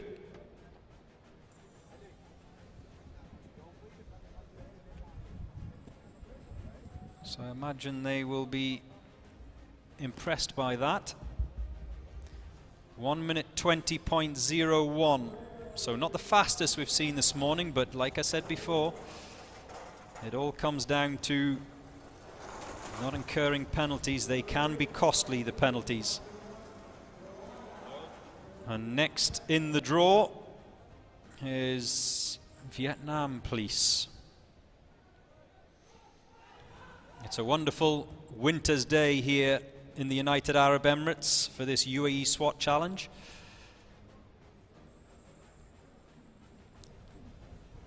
Very cold, a little bit of fog this morning when everyone first arrived here.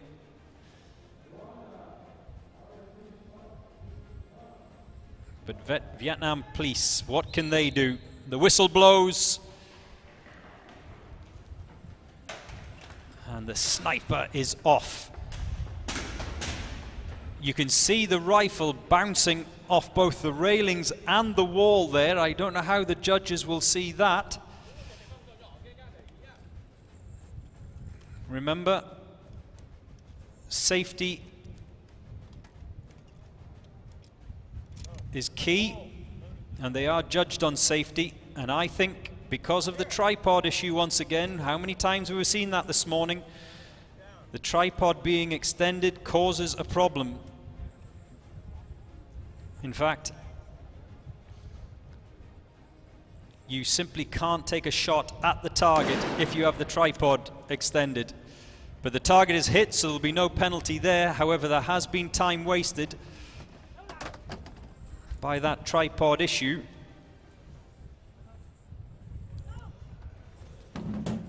The gas masks are all on. They are not allowed to go through that door until every team member has their gas mask on.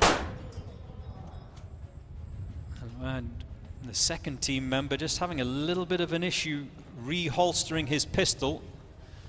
That is something judges are very particular about, making sure that that pistol goes back in the holster, like their gun. And someone has dropped their gun, so I'm sure there might or may be a penalty for that procedural error. They did not hit the magic 1.5 minute mark. They've gone just over that, 1 minute 36.96. But as you can see there, a gun has been dropped. And I'm sure, I'm not a judge, but I'm sure the judges will not look positively on that. That will cost the Vietnamese team very dearly, I imagine.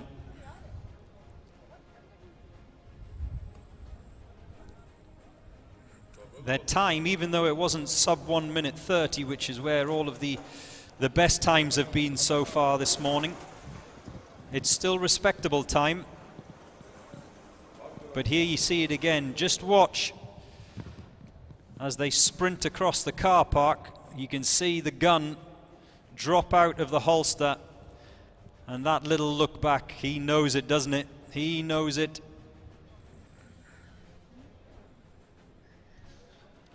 There you see it, the gun just falling to the ground as they were sprinting across that car park. Here it is again. Just look at on the right hand side of your screen.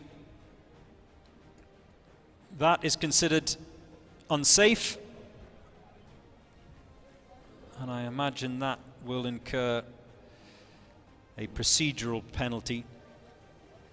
Two types of penalties: procedural penalties and target penalties.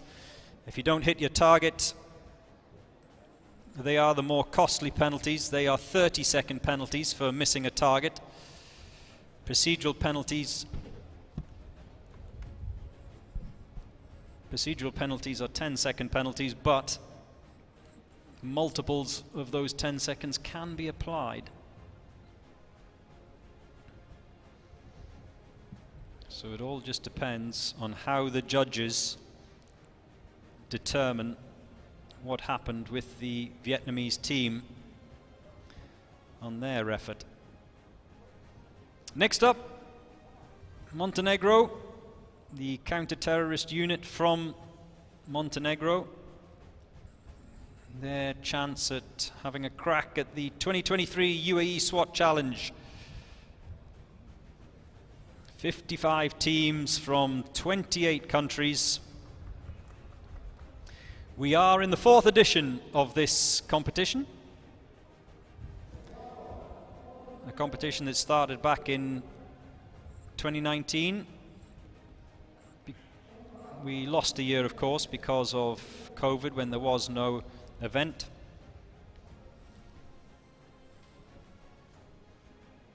Day 1 of 5. 5 challenges to come this week. First 4 days are what are considered as technical challenges. Day 5 is considered as a physical challenge.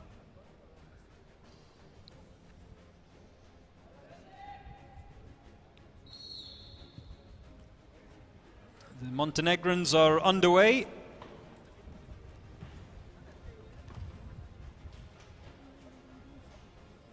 And on this occasion, the sniper steadying his weapon from the front. He's got a little bit, he's got it tangled up in his ear defenders, in his earplugs. Valuable seconds wasted on that occasion. No tripod used, so that'll save him some time.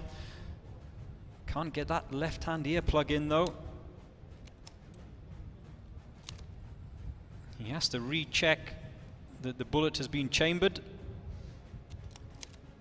And there seems to be an issue here. He has another look at that bullet. Was it a misfire? He's going to try again, and whilst this is all happening, the clock is ticking. The target is hit, so no penalty there, but valuable time lost by the Montenegrin sniper. All of those issues he had, obviously getting tangled up with that earplug, and then the bullet not being chambered properly has cost them. All 5 targets hit, so the assault team seem to be going pretty good at the moment. Can they make up some of that lost time from their sniper? And they cross that finish line.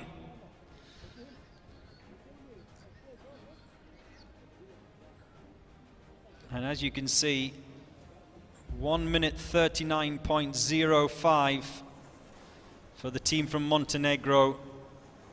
And well, on this occasion, no high fives, no backslapping, no smiles. They know it. They know that those problems that the sniper had at the top of the tower just to get set and to take that shot have cost them dearly when it comes to the clock.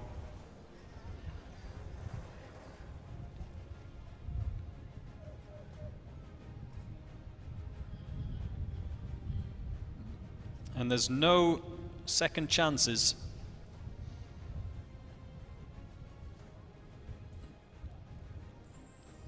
It is what it is.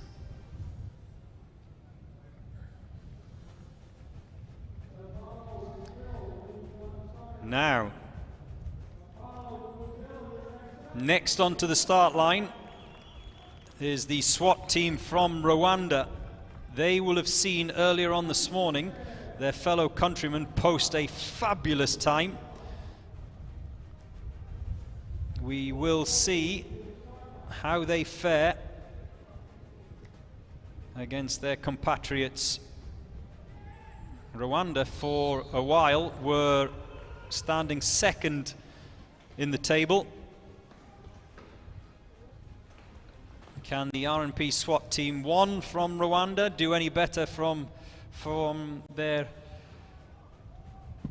fellow countrymen?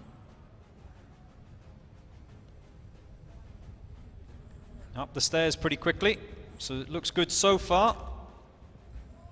No tripod, makes a difference. Chambered, locked, safety off. This is pretty efficient so far, and the target's hit, so it's looking good for Rwanda.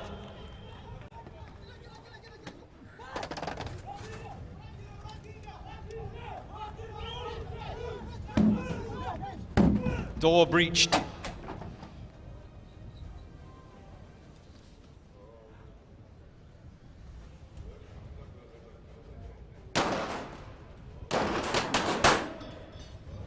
Just a little bit of a delay on team member 5 in taking his shot. But pretty good so far from the Rwandan team. Can they keep a hold of that dummy as they cross the finish line? Yes, they can. And that's sub 1.5 minutes. 1:24.88 for the second of the Rwandan teams. So not quite as quick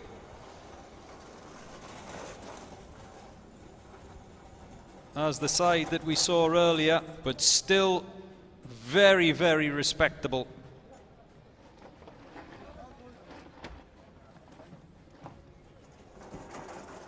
Very respectable indeed.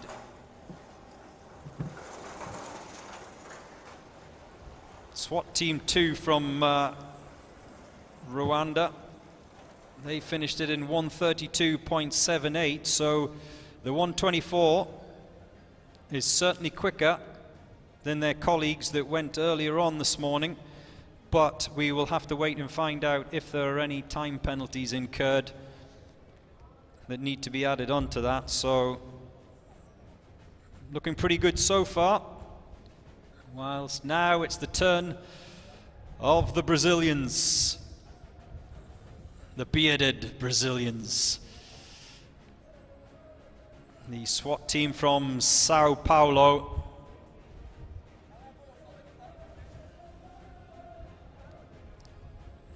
They are the first team today from Brazil to tackle this course.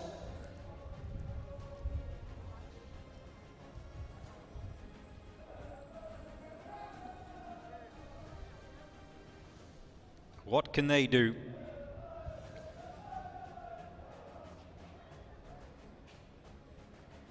Wait for the whistle. The whistle starts.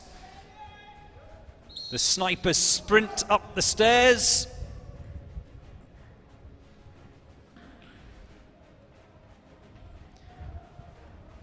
Not as quick as we've seen some of the others so far this morning.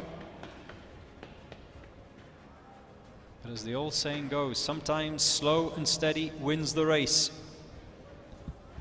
And as we have seen this morning on numerous occasions, it hasn't been the time up the stairs that's been the problem, it's been the time wasted on this platform at the top of the sniper tower. That's where most time has been lost by the snipers, not on the stairs.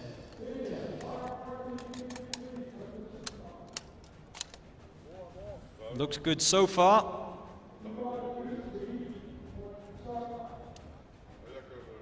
Safety off, target hit. And even though that wasn't the quickest sprint up the stairs, it was still very efficient, very time efficient from the Brazilians.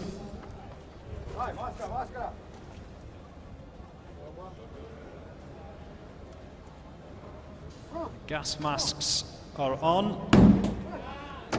Door is breached.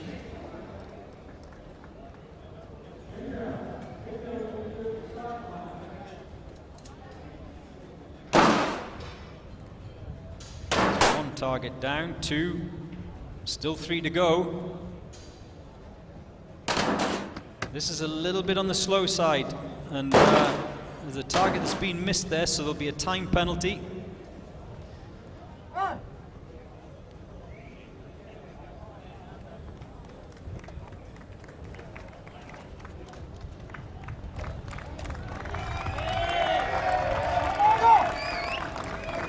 We've just had too many issues in that kill house, the Brazilians. And they make their way over the finish line. And there's the evidence. Across the 2-minute mark. 2 minutes and 5 seconds for the team from Sao Paulo.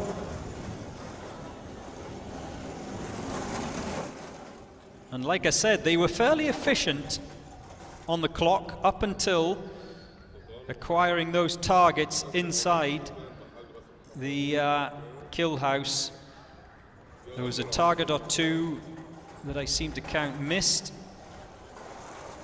And all of that is valuable time wasted by the Brazilians, and I think that has been reflected in that crossing of the 2-minute mark.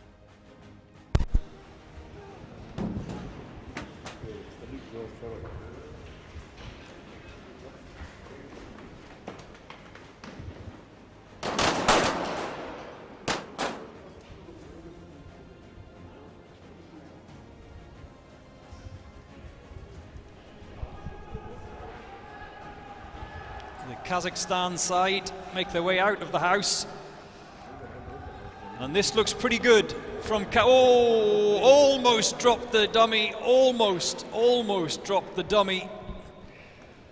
And even though it's quick, will there be a procedural penalty? In fact, a fabulous time for the team from Kazakhstan, but will this cost them?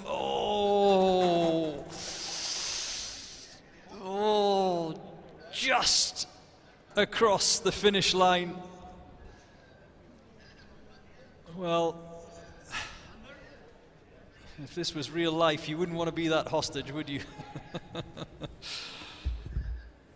Almost dropped just in front of the finish line, but still a very, very quick time from the team from Kazakhstan. Another of the Latin American sides to have a go at this competition this morning. The team from Chile, Black Wolf SWAT team that have made the long journey from South America, and that's something that maybe we should be considering for the Latin American sides. The team from Colombia, we saw just a few moments ago, the team from Brazil. Will the jet lag affect these guys? We're going to find out. Very, very different time zone, of course. And many of the teams just arriving at the weekend, so they have not had much time to adjust to the United Arab Emirates time zone.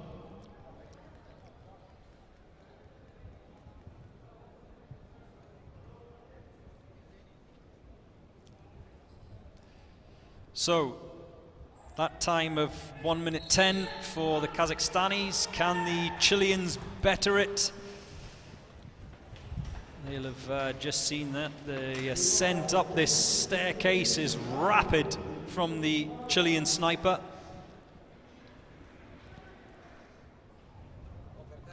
As he comes through that door.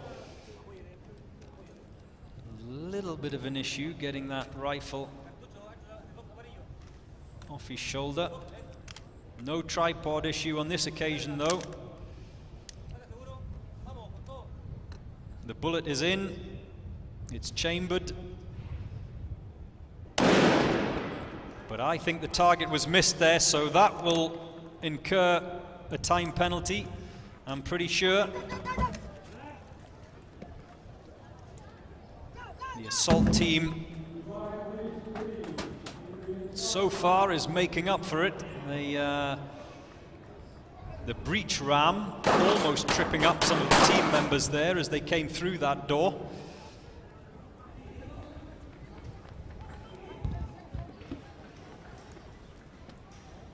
And they get that dummy onto the shoulders, and they've been quick. They've been very quick, the Chilean side, but it will all be about... Oh, there's a fall. That'll be costly. That will be costly for the Chilean team. Let's have another look at them. Yeah, the stumble and the fall. It's not easy. It's not easy. Breathing and seeing through that gas mask while sprinting is not easy. Well, yeah, I think the reactions, the faces say it all. They're not happy, are they? They're not happy at all. The Chileans.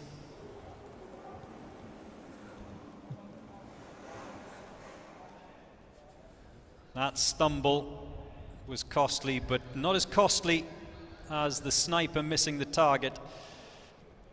I think when the final reckoning is done, you can see their official time, without penalties of course, is 1:28. I think you'll find that it's considerably more than that with those penalties when they're added on. Once the judges have done the final assessment and then added it to the leaderboard.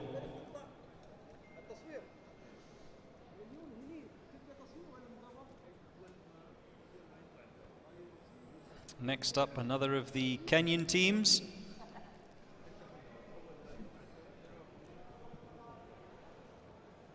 The Kenya Police.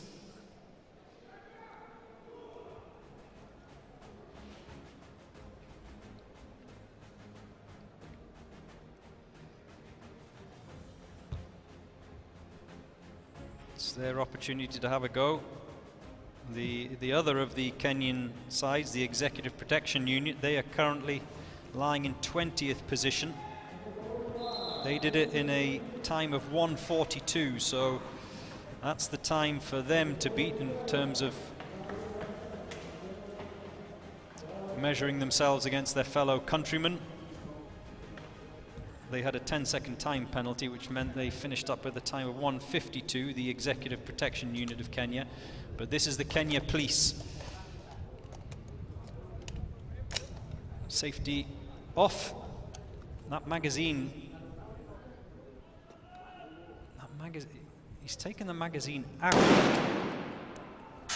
Ah, I see what he's done.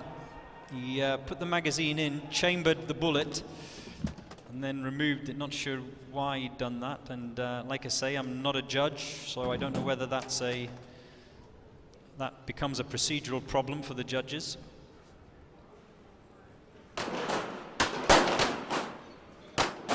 Pretty quick inside the kill house for the assault team.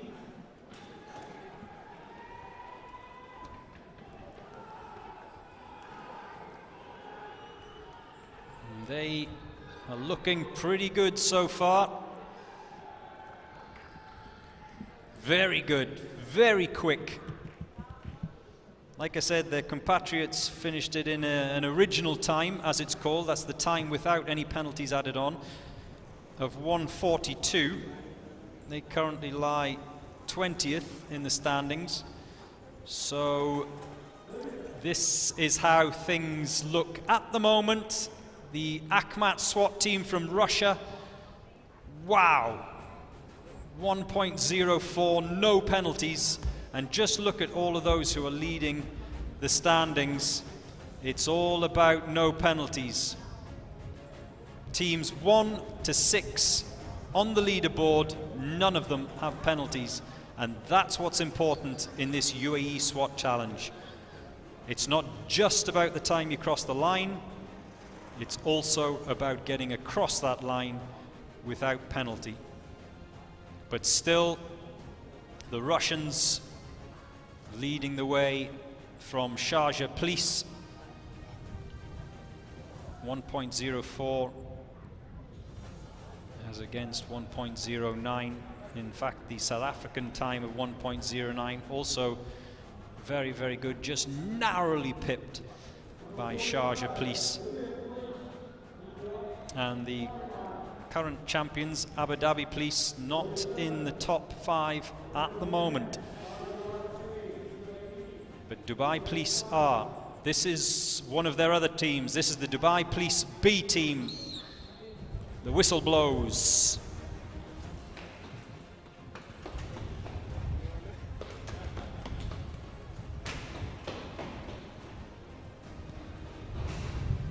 Sprint to the top of that tower. And just to remind you, if you've joined us late, once the shot is taken by the sniper, only then can the assault team cross the start line. Target is hit, shot taken. This looks good from Dhabi Police B.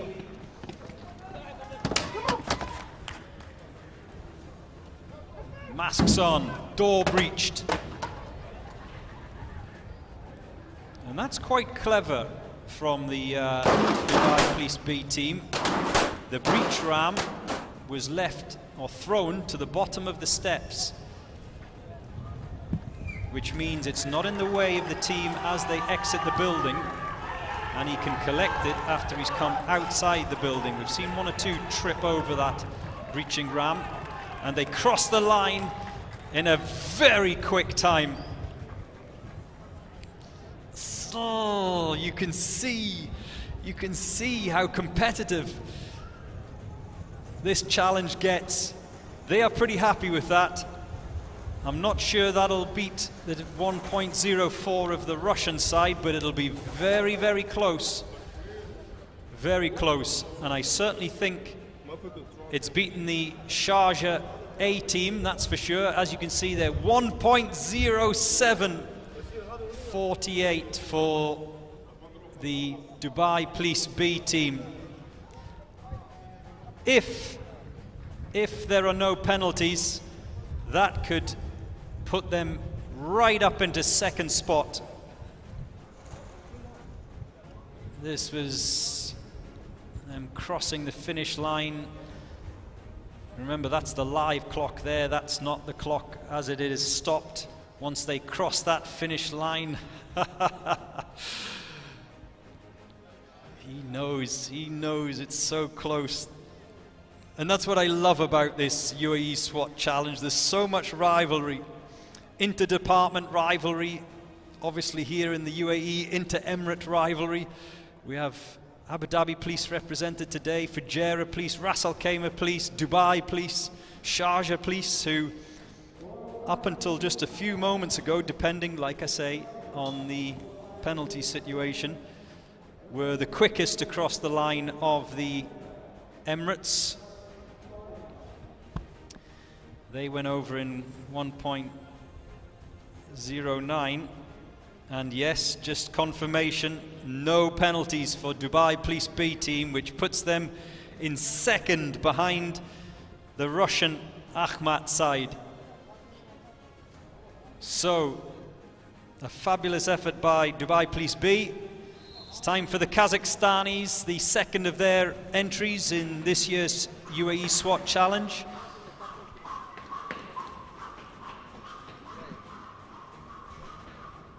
Remember, each of the SWAT teams use their own weapons.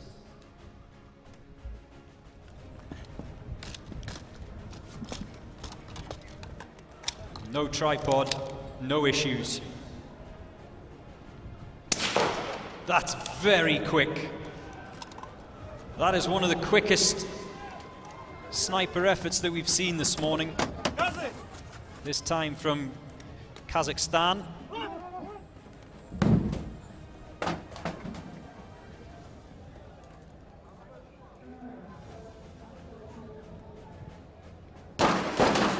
Team member 5 a little bit slow to arrive at the target, but at least he hit it first time, no issues there. So no time lost. This looks good. This looks good from the Kazakhstan team. Oh, almost a trip. Almost lost his footing, and they crossed the line. Not as quick as Dhabi Police B, and certainly not as quick as the Russian Akhmat team, but still very good nonetheless. 1 minute 12.98 from the Kazakhstani side. So it doesn't put them in the top 3. But still very good nonetheless.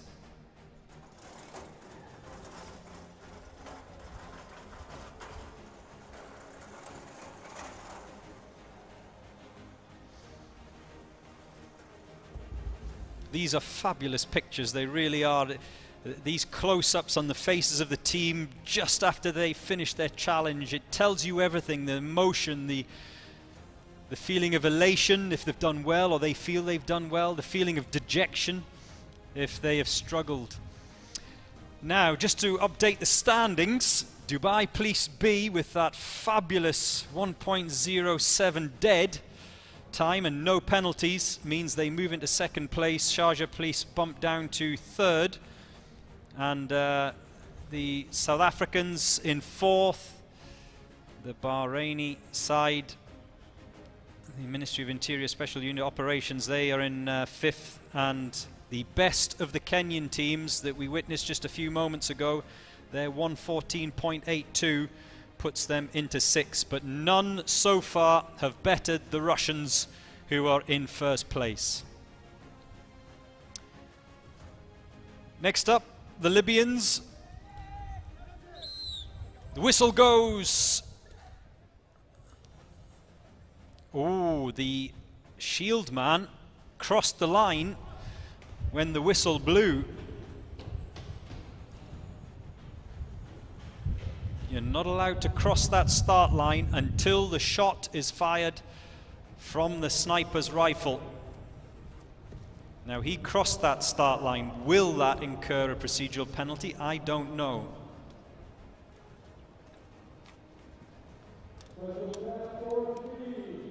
Once again, the Libyans electing not to use the tripod, which has been proved this morning to be a very smart decision.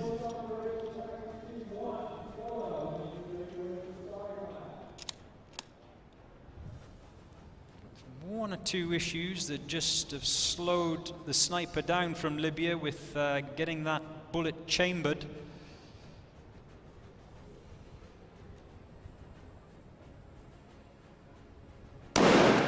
Target hit though, so no penalty to be incurred there. And now the assault team head towards the kill house to breach this door.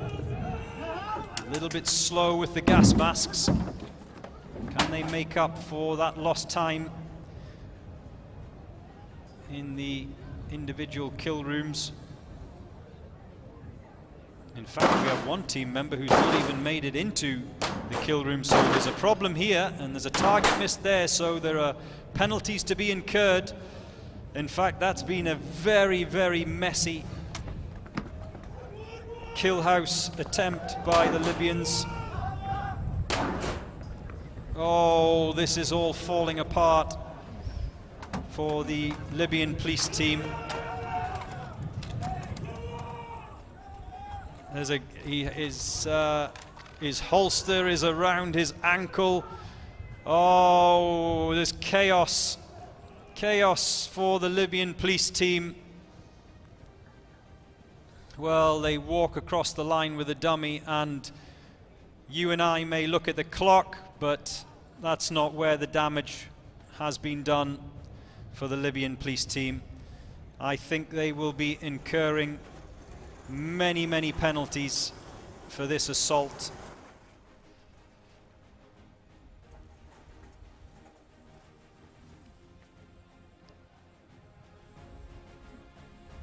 That gun has to be collected. That will be a safety penalty or a procedural penalty, to give it its proper name. There are also, as we saw, targets missed inside the kill house. Thankfully, on this occasion, it wasn't the sniper that let the team down. Now, another of the Emirati teams, the General Command of the Amiri Guard, the A team. We've seen the B team from the General Command of the Amiri Guard. Now it's the turn of the A team.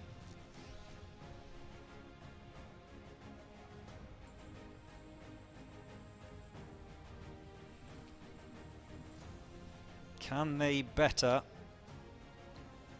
the B team?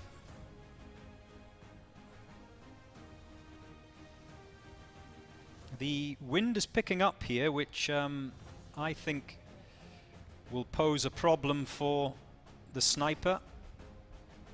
The target is quite a distance from the top of that tower, and as the breeze gets stronger, it may affect the sniper when he makes his way to the top of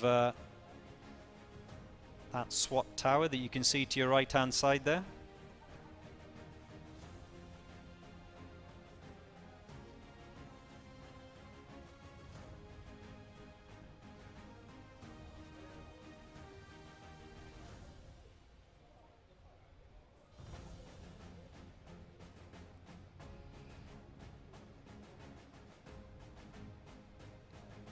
So we have another of the Emirati sides.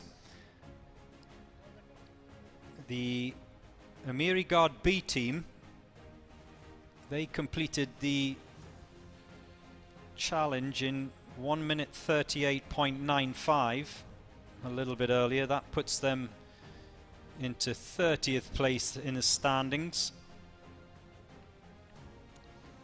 But they incurred penalties of 30 seconds, so it took them over the 2-minute mark.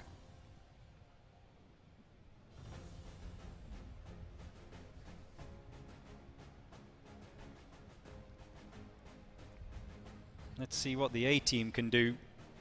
The Amiri Guard A team, as the I think because those targets were missed inside the kill house by the Libyan SWAT team, it just means we've got a slight delay as the organizers have to reset that kill house and just make sure everything is okay and in position.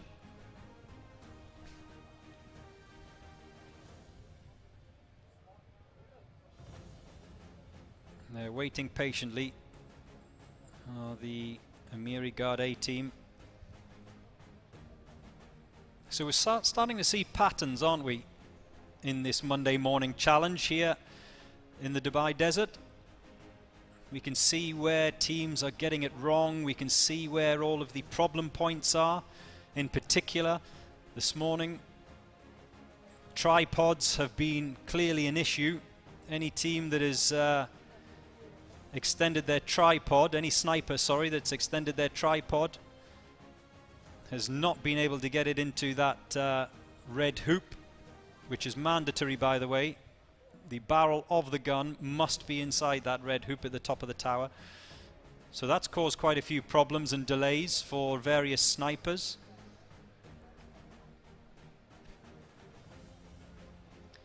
We've seen one or two teams dropping the dummy. We've seen one or two safety errors. Two, in fact, two teams who dropped their guns on their way back, sprinting towards the finish line.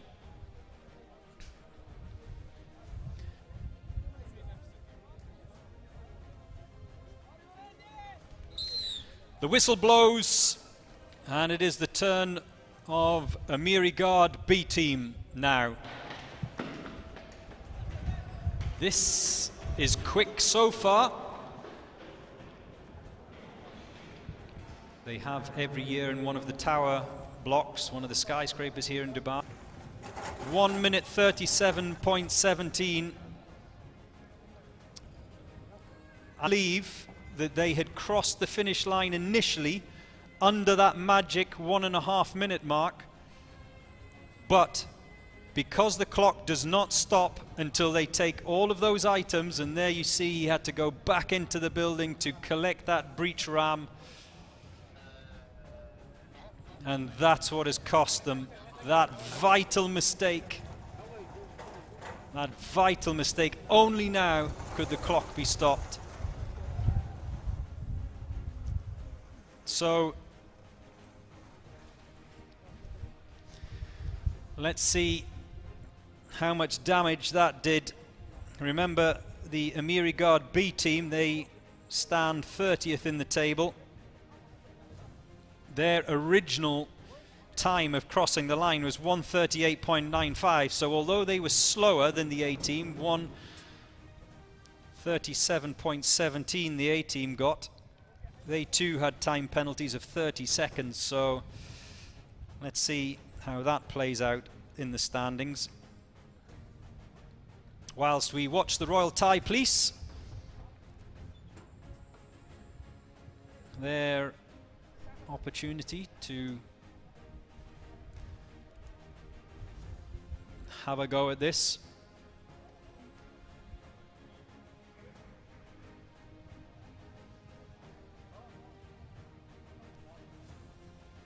Many representatives from many countries, the judges tasked with taking all the information, like I said before, 25 judges in total to monitor every aspect of this challenge. Day one it is of day 5, of 5 days, sorry.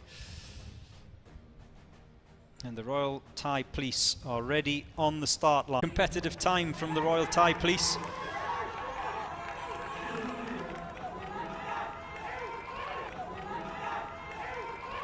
They're being urged on, and they cross the line. Sub 1.5 minutes, so sub that magic 1.5 minute mark, 1:21.45, and they are happy with that. It's not the fastest time that we've seen this morning, but it is very competitive from the Thai Police. Very competitive.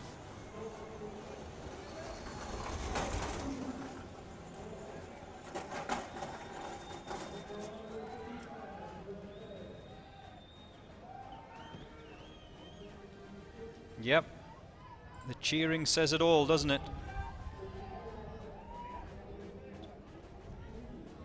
And just to bring you up to speed, so far, that Libya police team, SWAT team that we saw earlier on, whose assault just fell apart, they incurred over 9.5 minutes of penalties. Over 9.5 minutes, and most of those penalties came from the dreaded missed targets. Remember, that is the stiffest penalty. You miss a target, 30-second time penalty is incurred. So, disaster for the Libyan police team. They currently are bottom of the standings. Now it's the turn of the second of the South African Special Task Force teams. The South African Police Service. Their Special Task Force B team. It's a chilly breeze out there today. The whistle goes.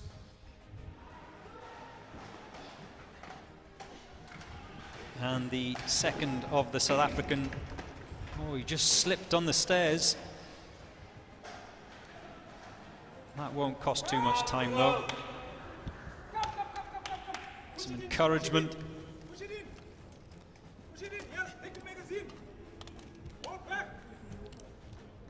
He too has made the smart decision of not using the tripod. This is quick.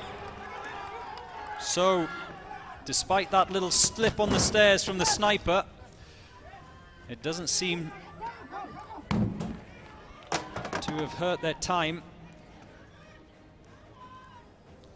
And the breach ram man looked like he hurt his hand on his way through the door there. Well, there's a target that's been missed there, so that will be a time penalty to be added on. And we still haven't seen them exit the building. Now they're making their way through that door. And across the finish line at it's sub 1 minute 30, but like I said, there was one target at least that I saw there that was missed. So I imagine there will be a 30-second penalty for Africa team.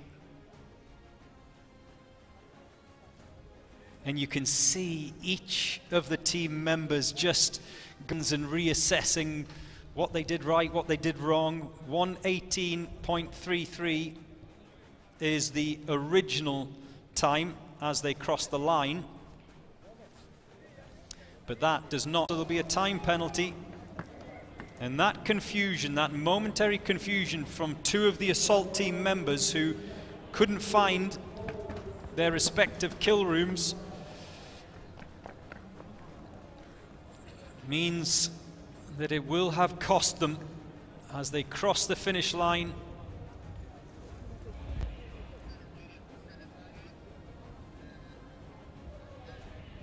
Well,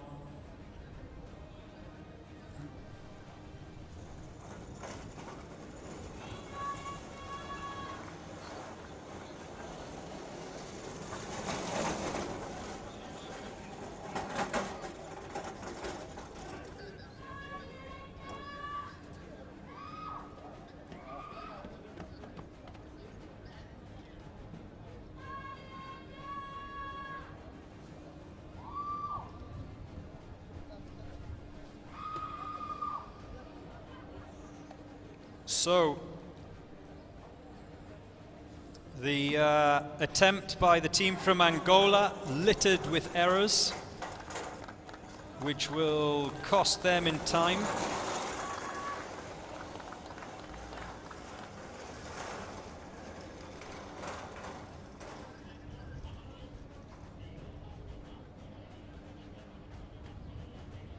And next up should be, if the draw is correct, next up should be the team from Indonesia. I'll confirm that in just a second.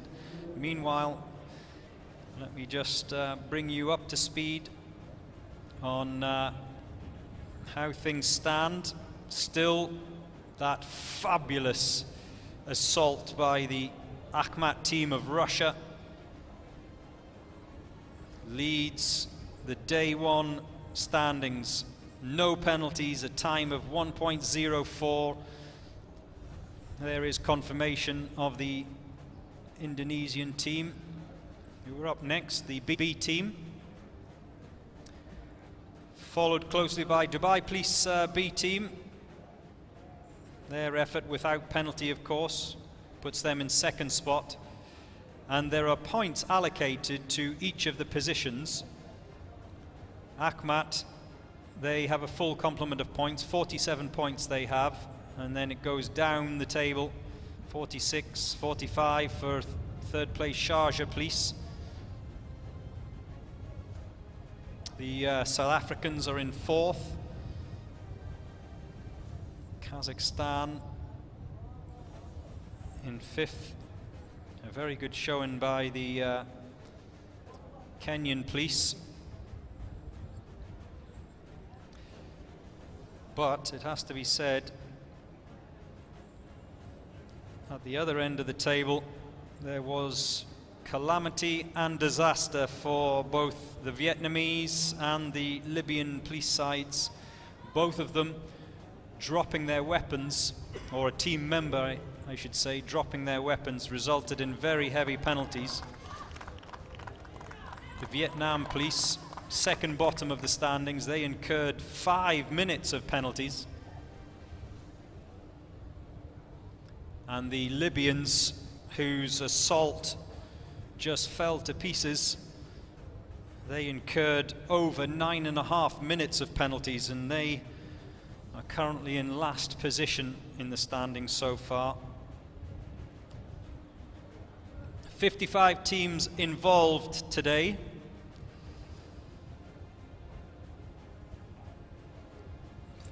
Teams, so I'm told. I'll just confirm that a little bit later on.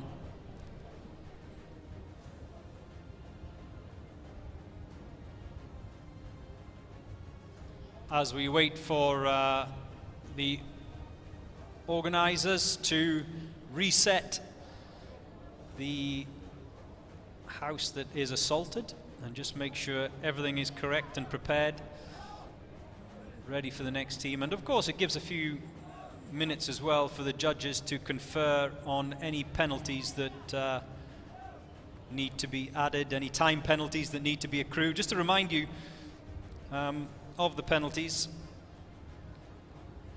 30 seconds for a missed target, and then procedural penalties are in increments of 10 seconds. So a mistake might not just be 10 seconds. If that mistake involved a number of errors or a number of safety issues, such as we saw with the Libyans dropping their weapon, if that happens, then it's not just a one-off 10-second penalty. It means that a number of penalties can be accrued and stacked together, resulting in a much heftier punishment, time punishment, of course, with regard to that. Mr. Abdullah Al-Mari. Abu Dhabi Police and Dubai Police, of course, the hosts and organizers of this UAE SWAT challenge. A great event that's been organized, and certainly one that's picking up in popularity each year, even though we had, of course, a year that the event didn't take place back in 2021 when there was COVID. But this is now the 4th edition of the UAE SWAT Challenge.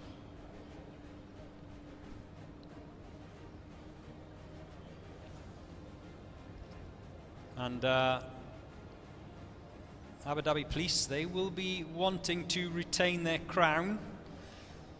They are currently the champions, having won this title in 2022. On day one, they are not top of the table. Any of the Abu Dhabi Police teams are not top of the standings. That's currently led by the Russian Akhmat team.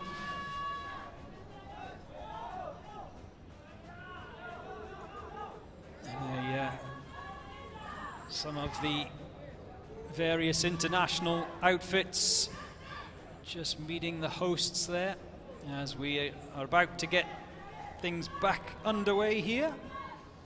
The team from Indonesia, they've had to wait a while as the organizers reset those kill houses. They've had to wait.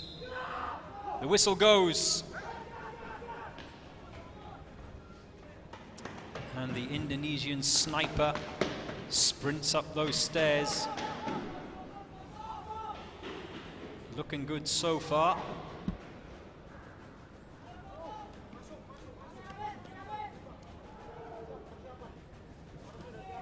And have no doubt that all of the teams out there this morning are scrutinizing each other's performances, see if they can get an advantage.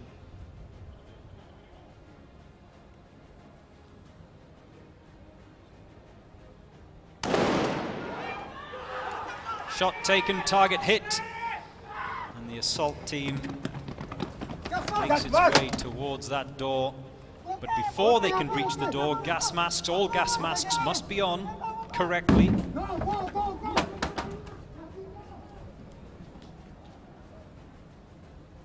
no problem, unlike the Angolans before them, in locating their various kill rooms. No issue there.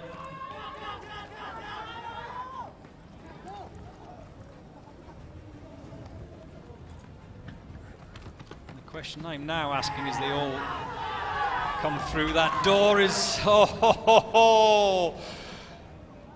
two team members go down with the dummy, and they cross the line, but that will no doubt incur penalties. They don't pass the magic 1.5 minute mark. It was just that stumble, wasn't it? Oh. And you can see it coming.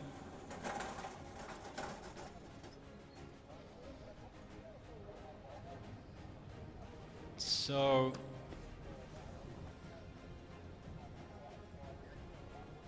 problems for the Indonesian team.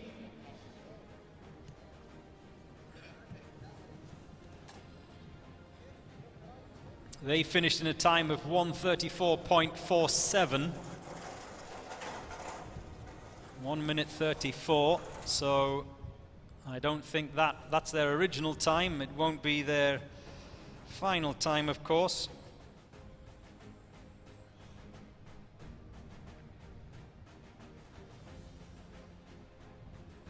And now the Hong Kong Police tactical team, they will get their opportunity.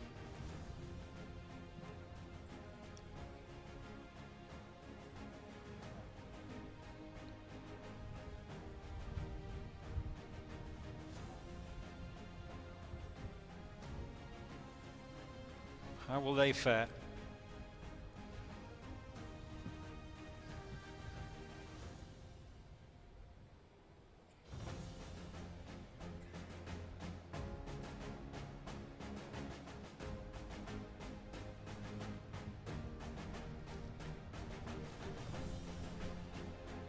So, the Hong Kong Police tactical team lines up on the start line, and the starting judge's whistle goes, and the sniper is underway.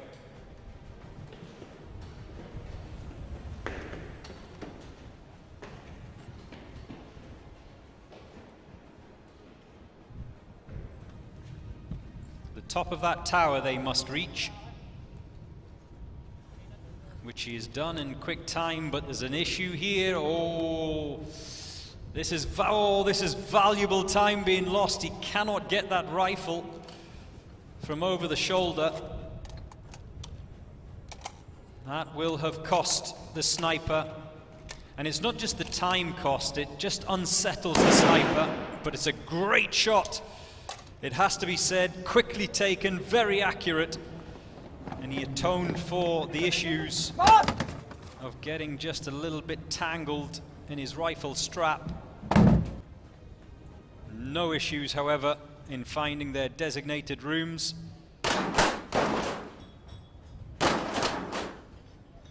All targets hit.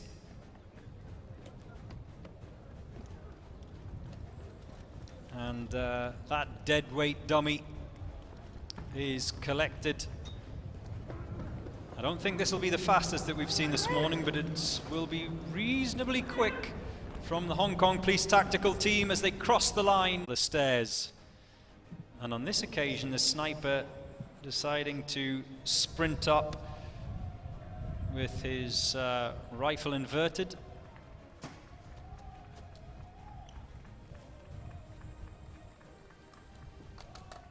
It's, I find always fascinating to see how each sniper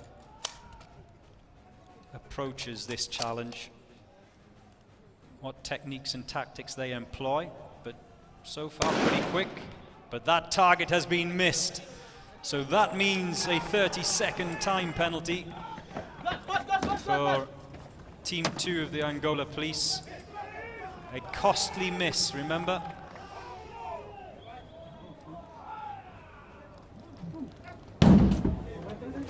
The door cannot be breached until the gas masks are on. Oh, again, another issue. One of the team members struggling to find his kill room. Now you can see there, he reaches his shooting position, but confusion once again amongst the Angolans.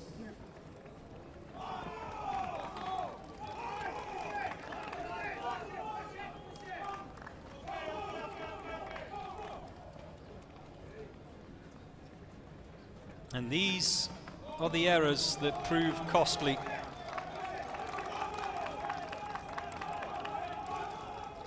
And they cross the finish line, not under the magic 1.5 minute mark, but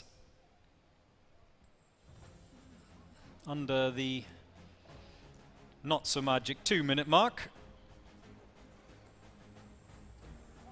which of course is always psychologically important.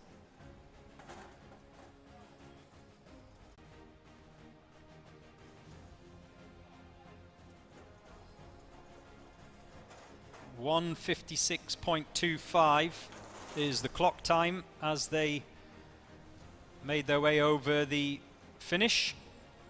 But I think there may be, well, there will be penalties to be added on, that's for sure, as we see the Kazakhstan team getting their photo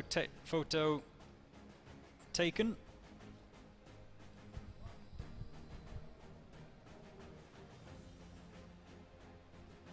Thumbs up. And the Kazakhstanis have fared quite well. One of their sides lying in 5th. So they've had a pretty good day so far. The Kazakhstanis, 45 points for 5th position.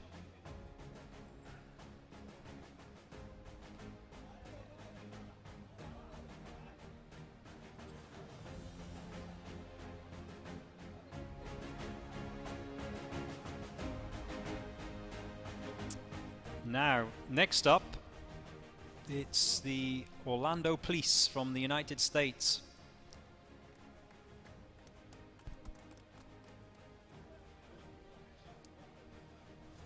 The Orlando Police Department. We saw the NYPD, Emergency Services Unit, a little bit earlier on.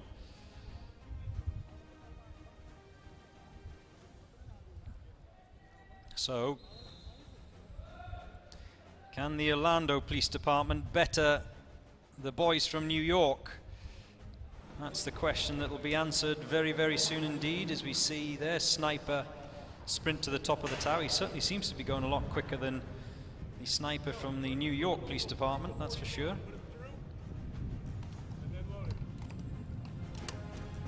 And he's down very quick into the firing position. And that's a very, very good effort that sets away the assault team. 1:26.50 was the clock time of the NYPD. Will the Orlando Police better that?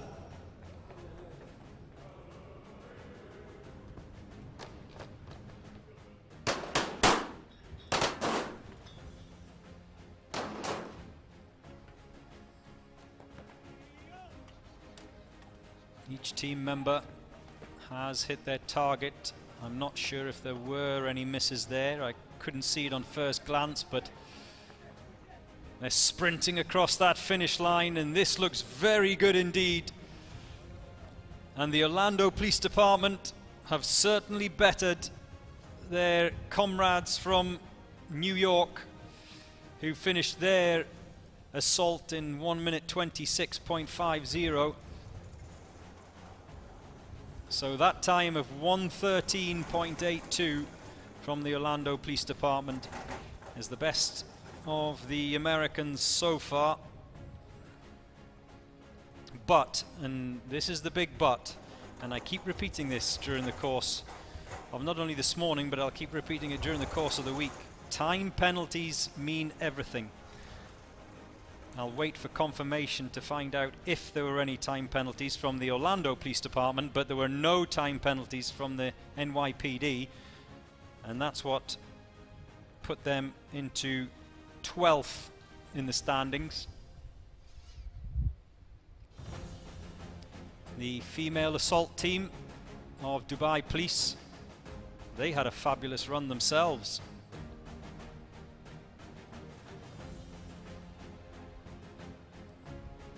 The C team, as they're called,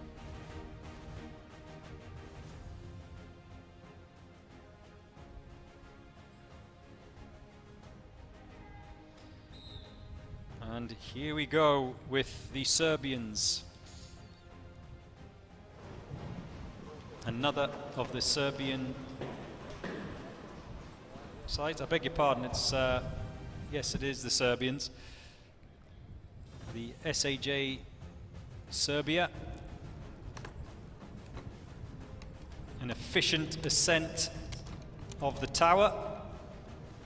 Down quickly, bullet chambered quickly, shot taken quickly, target hit. This looks like a good time, as long as there are no mistakes inside that kill house. This looks good for the Serbians.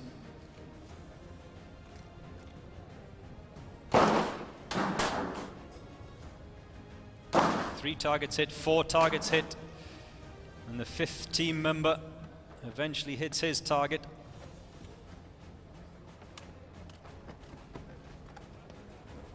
This looks good. This looks good. This looks good. Oh, very efficient time from SAJ Serbia. And no wonder they're cheering. They will be happy with that, I imagine. Remember, it's just not all about one day. There are a series of challenges over the next 5 days. 1:13.54 is the official clock time as they cross the finish line. But it's about amassing as many points as you can. You don't have to finish first to win this competition. And the reason I say that is that Abu Dhabi Police proved that in the way they approached the UAE SWAT challenge last year.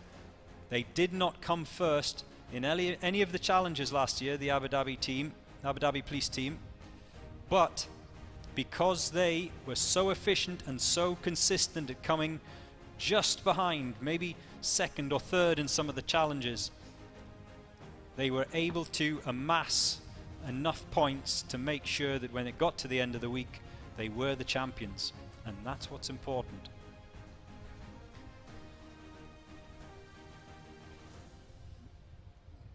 The UAE SWAT challenge, it's no good finishing top of the standings today and finishing near the bottom tomorrow.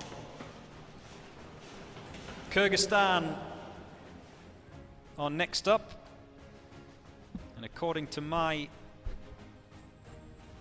competition draw here, they're the 2nd last team to go.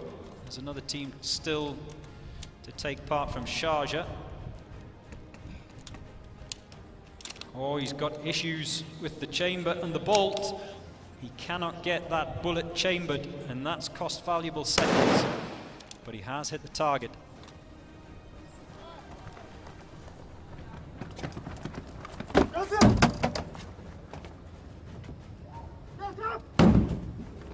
The door is breached. No confusion as to which room they're going in, unlike what we saw from the Angolans. And that, I have to say, is one of the quickest kill house finishes that we've seen so far this morning. So it will be very interesting to watch the clock as they cross this finish line. Oh, it's quick. It's quick. Only those issues to get that bullet chambered by the sniper has cost the Kyrgyzstan team, because the assault part of this challenge was very quick.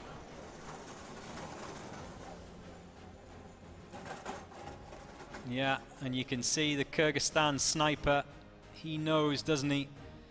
A little rub of the head as he walks through here. He knows that that little delay in getting that bullet chambered just cost them precious seconds.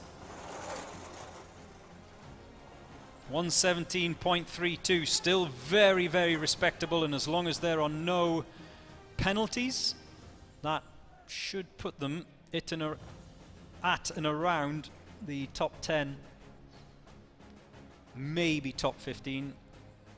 I'll bring you up to speed on the standings in a short while. And now it's the turn of the Sharjah Police B team.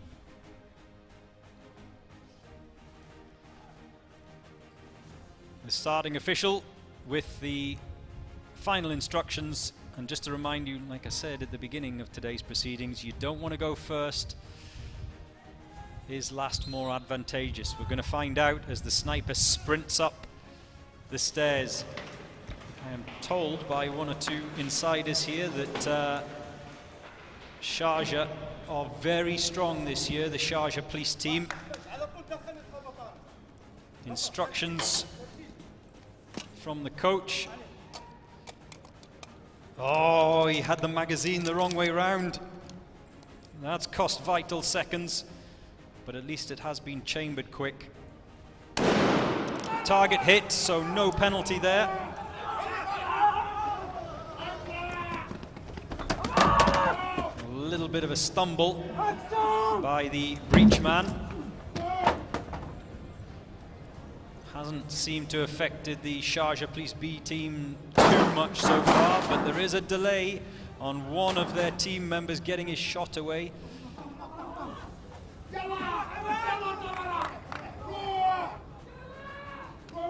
And that deadweight dummy.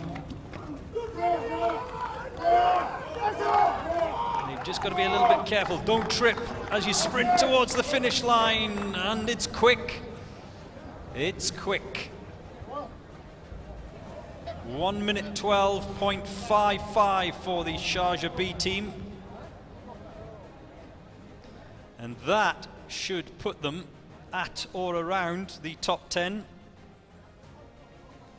Still, no one has surpassed the Russian Akhmat side, who blew absolutely everyone away earlier on.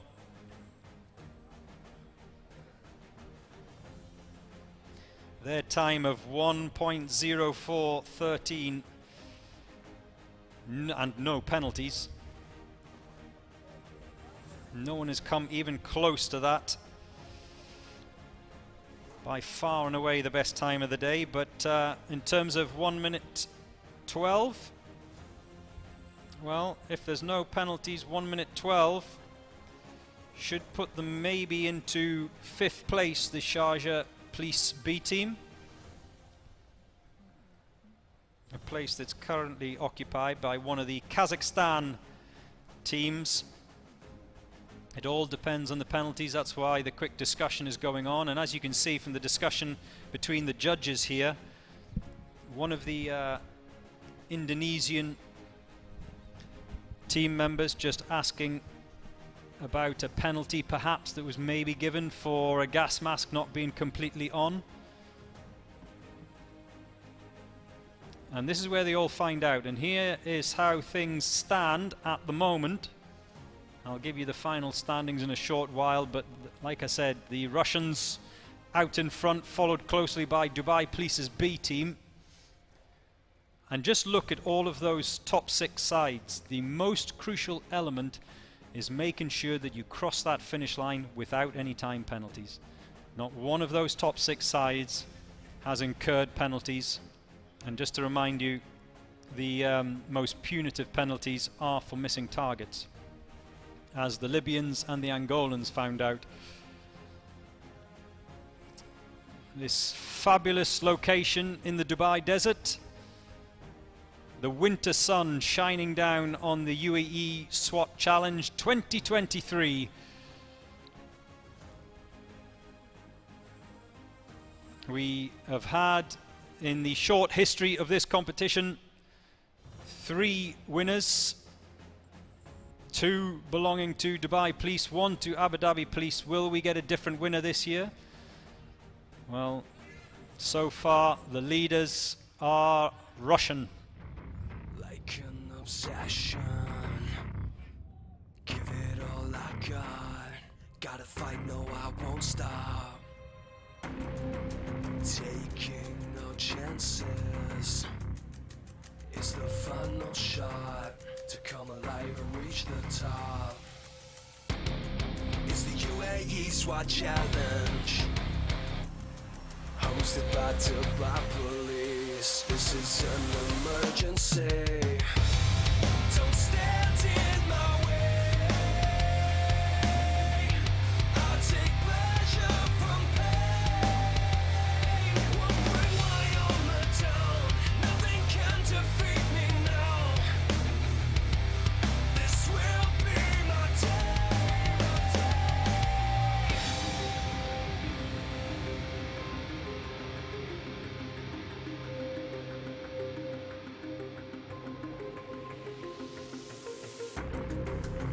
Time to stand my ground. I will never take no shame. I won't play this like a game. It's the UAE SWAT challenge, hosted by Dhabi Police. This is an emergency. Don't stand in my way. I'll take pleasure from pain. Won't bring my armor down. Nothing can defeat me now. Yeah, this will be my day. Together with the MOI, hosted by the police here in Dubai. Here come the SWAT, giving everything that they got.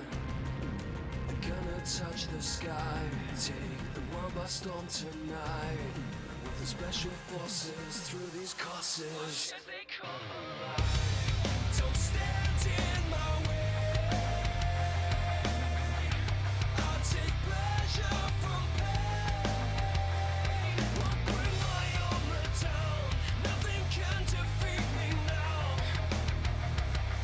This will be my day. Don't stand in my way. I'll take pleasure from pain.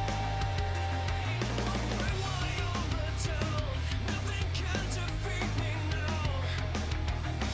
Yeah, this will be my day.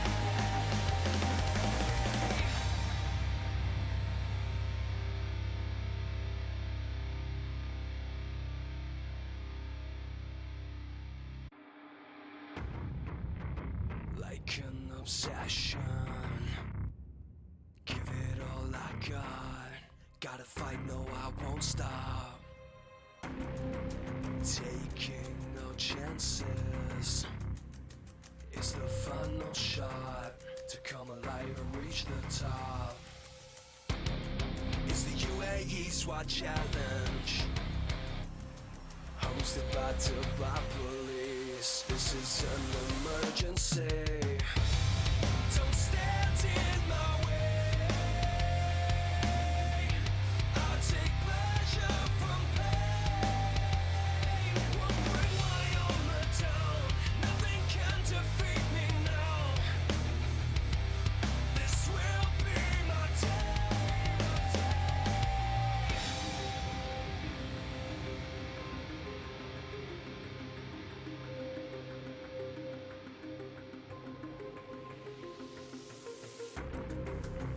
Time to stand my ground. I will never take no shame. I won't play this like a game. It's the UAE SWAT challenge, hosted by Dhabi Police. This is an emergency. Don't stand in my way. I'll take pleasure from pain. Won't bring my armor down. Nothing can defeat me now.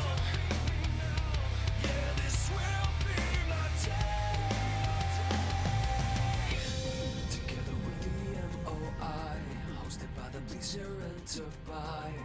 Here come the SWAT, giving everything that they got. They're gonna touch the sky, take the world by storm tonight. With the special forces through these courses. Don't stand in my way. I'll take pleasure from pain. Won't bring my armor down. Nothing can defeat me now. This will be my day. Don't stand in my way. I'll take pleasure from pain. Won't bring my armor down. Nothing can defeat me now. Yeah, this will be my day.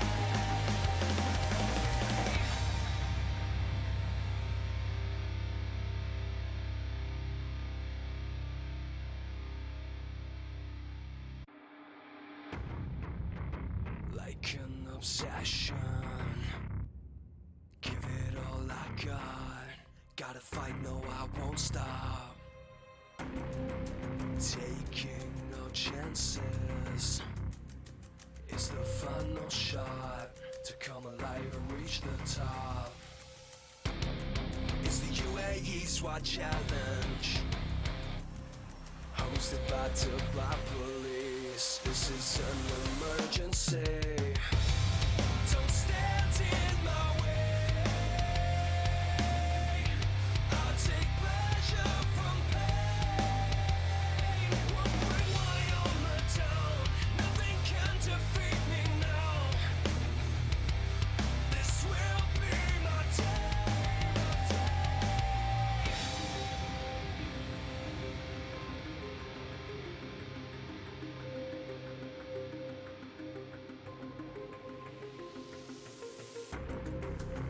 Time to stand my ground.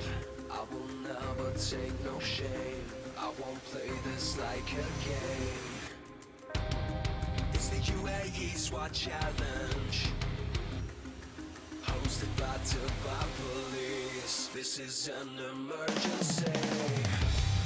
Don't stand in my way. I'll take pleasure from pain. Won't bring my armor down. Nothing can defeat me now. Yeah, this will be my day. Together with the MOI, hosted by the police here in Dubai. Here come the SWAT, giving everything that they got. They're gonna touch the sky, take the world by storm tonight. With the special forces through these courses. Don't stand in my way. I'll take pleasure from pain. Won't bring my armor down. Nothing can defeat me now. This will be my day. Don't stand in my way. I'll take pleasure from pain. Won't bring my armor down. Nothing can defeat me now. Yeah, this will be my day.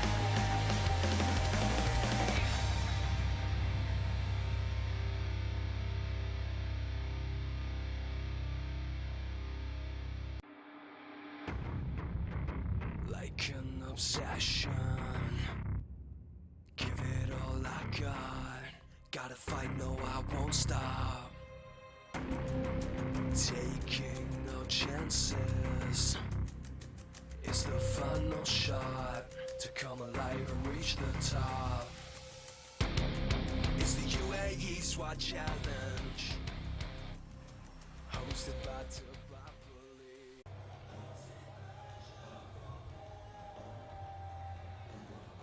Tomorrow, it's the assault event. Today's the tactical event, tomorrow's the assault event. So these teams will go again. A round of applause for Sharjah Police A team.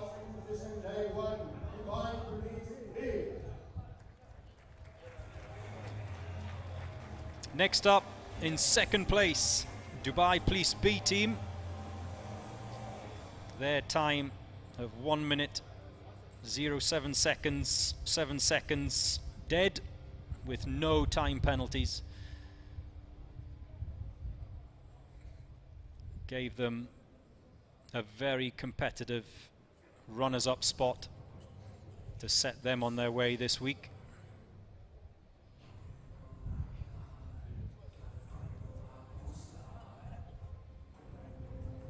Which means, of course, 54 points for the Dhabi Police B team.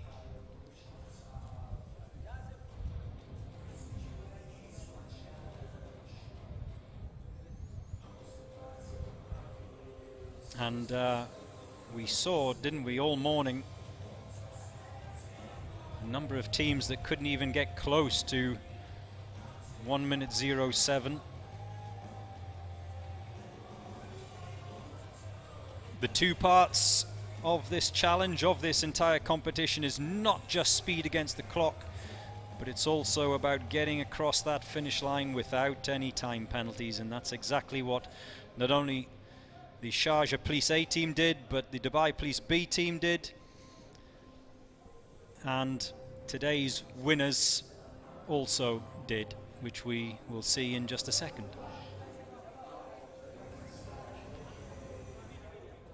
And thank you to all the sponsors of the UAE SWAT Challenge.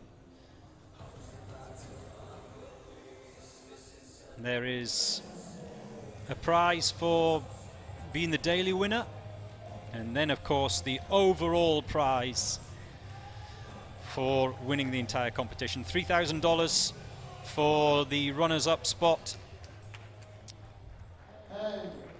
But everyone wants the Champions Trophy. That's what they're all looking forward to. That, however, we won't find out until Friday, when this competition ends. And here the Akhmat team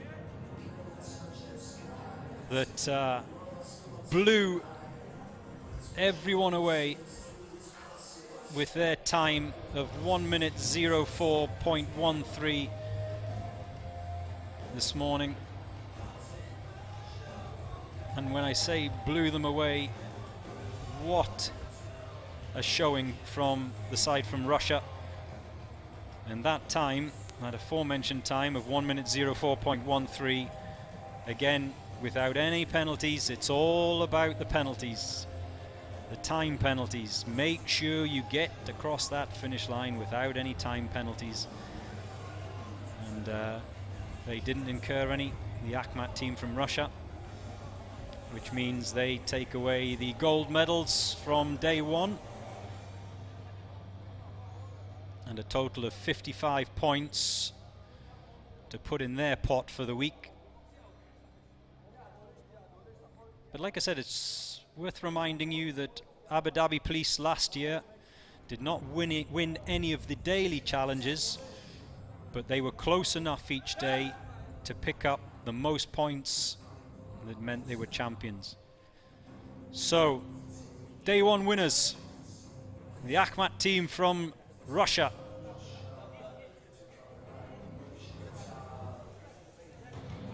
$5,000 prize and a cheer as well.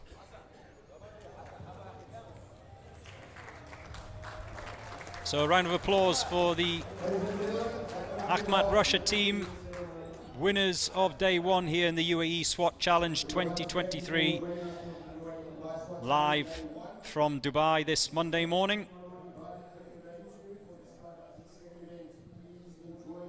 And that's it. Make sure you join us tomorrow morning at 8 AM for day two.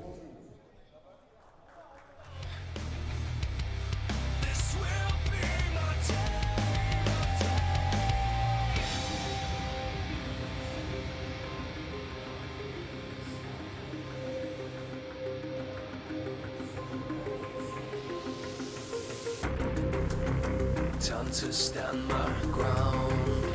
I will never take no shame. I won't play this like a game. It's the UAE SWAT Challenge, hosted by Dhabi Police. This is an emergency.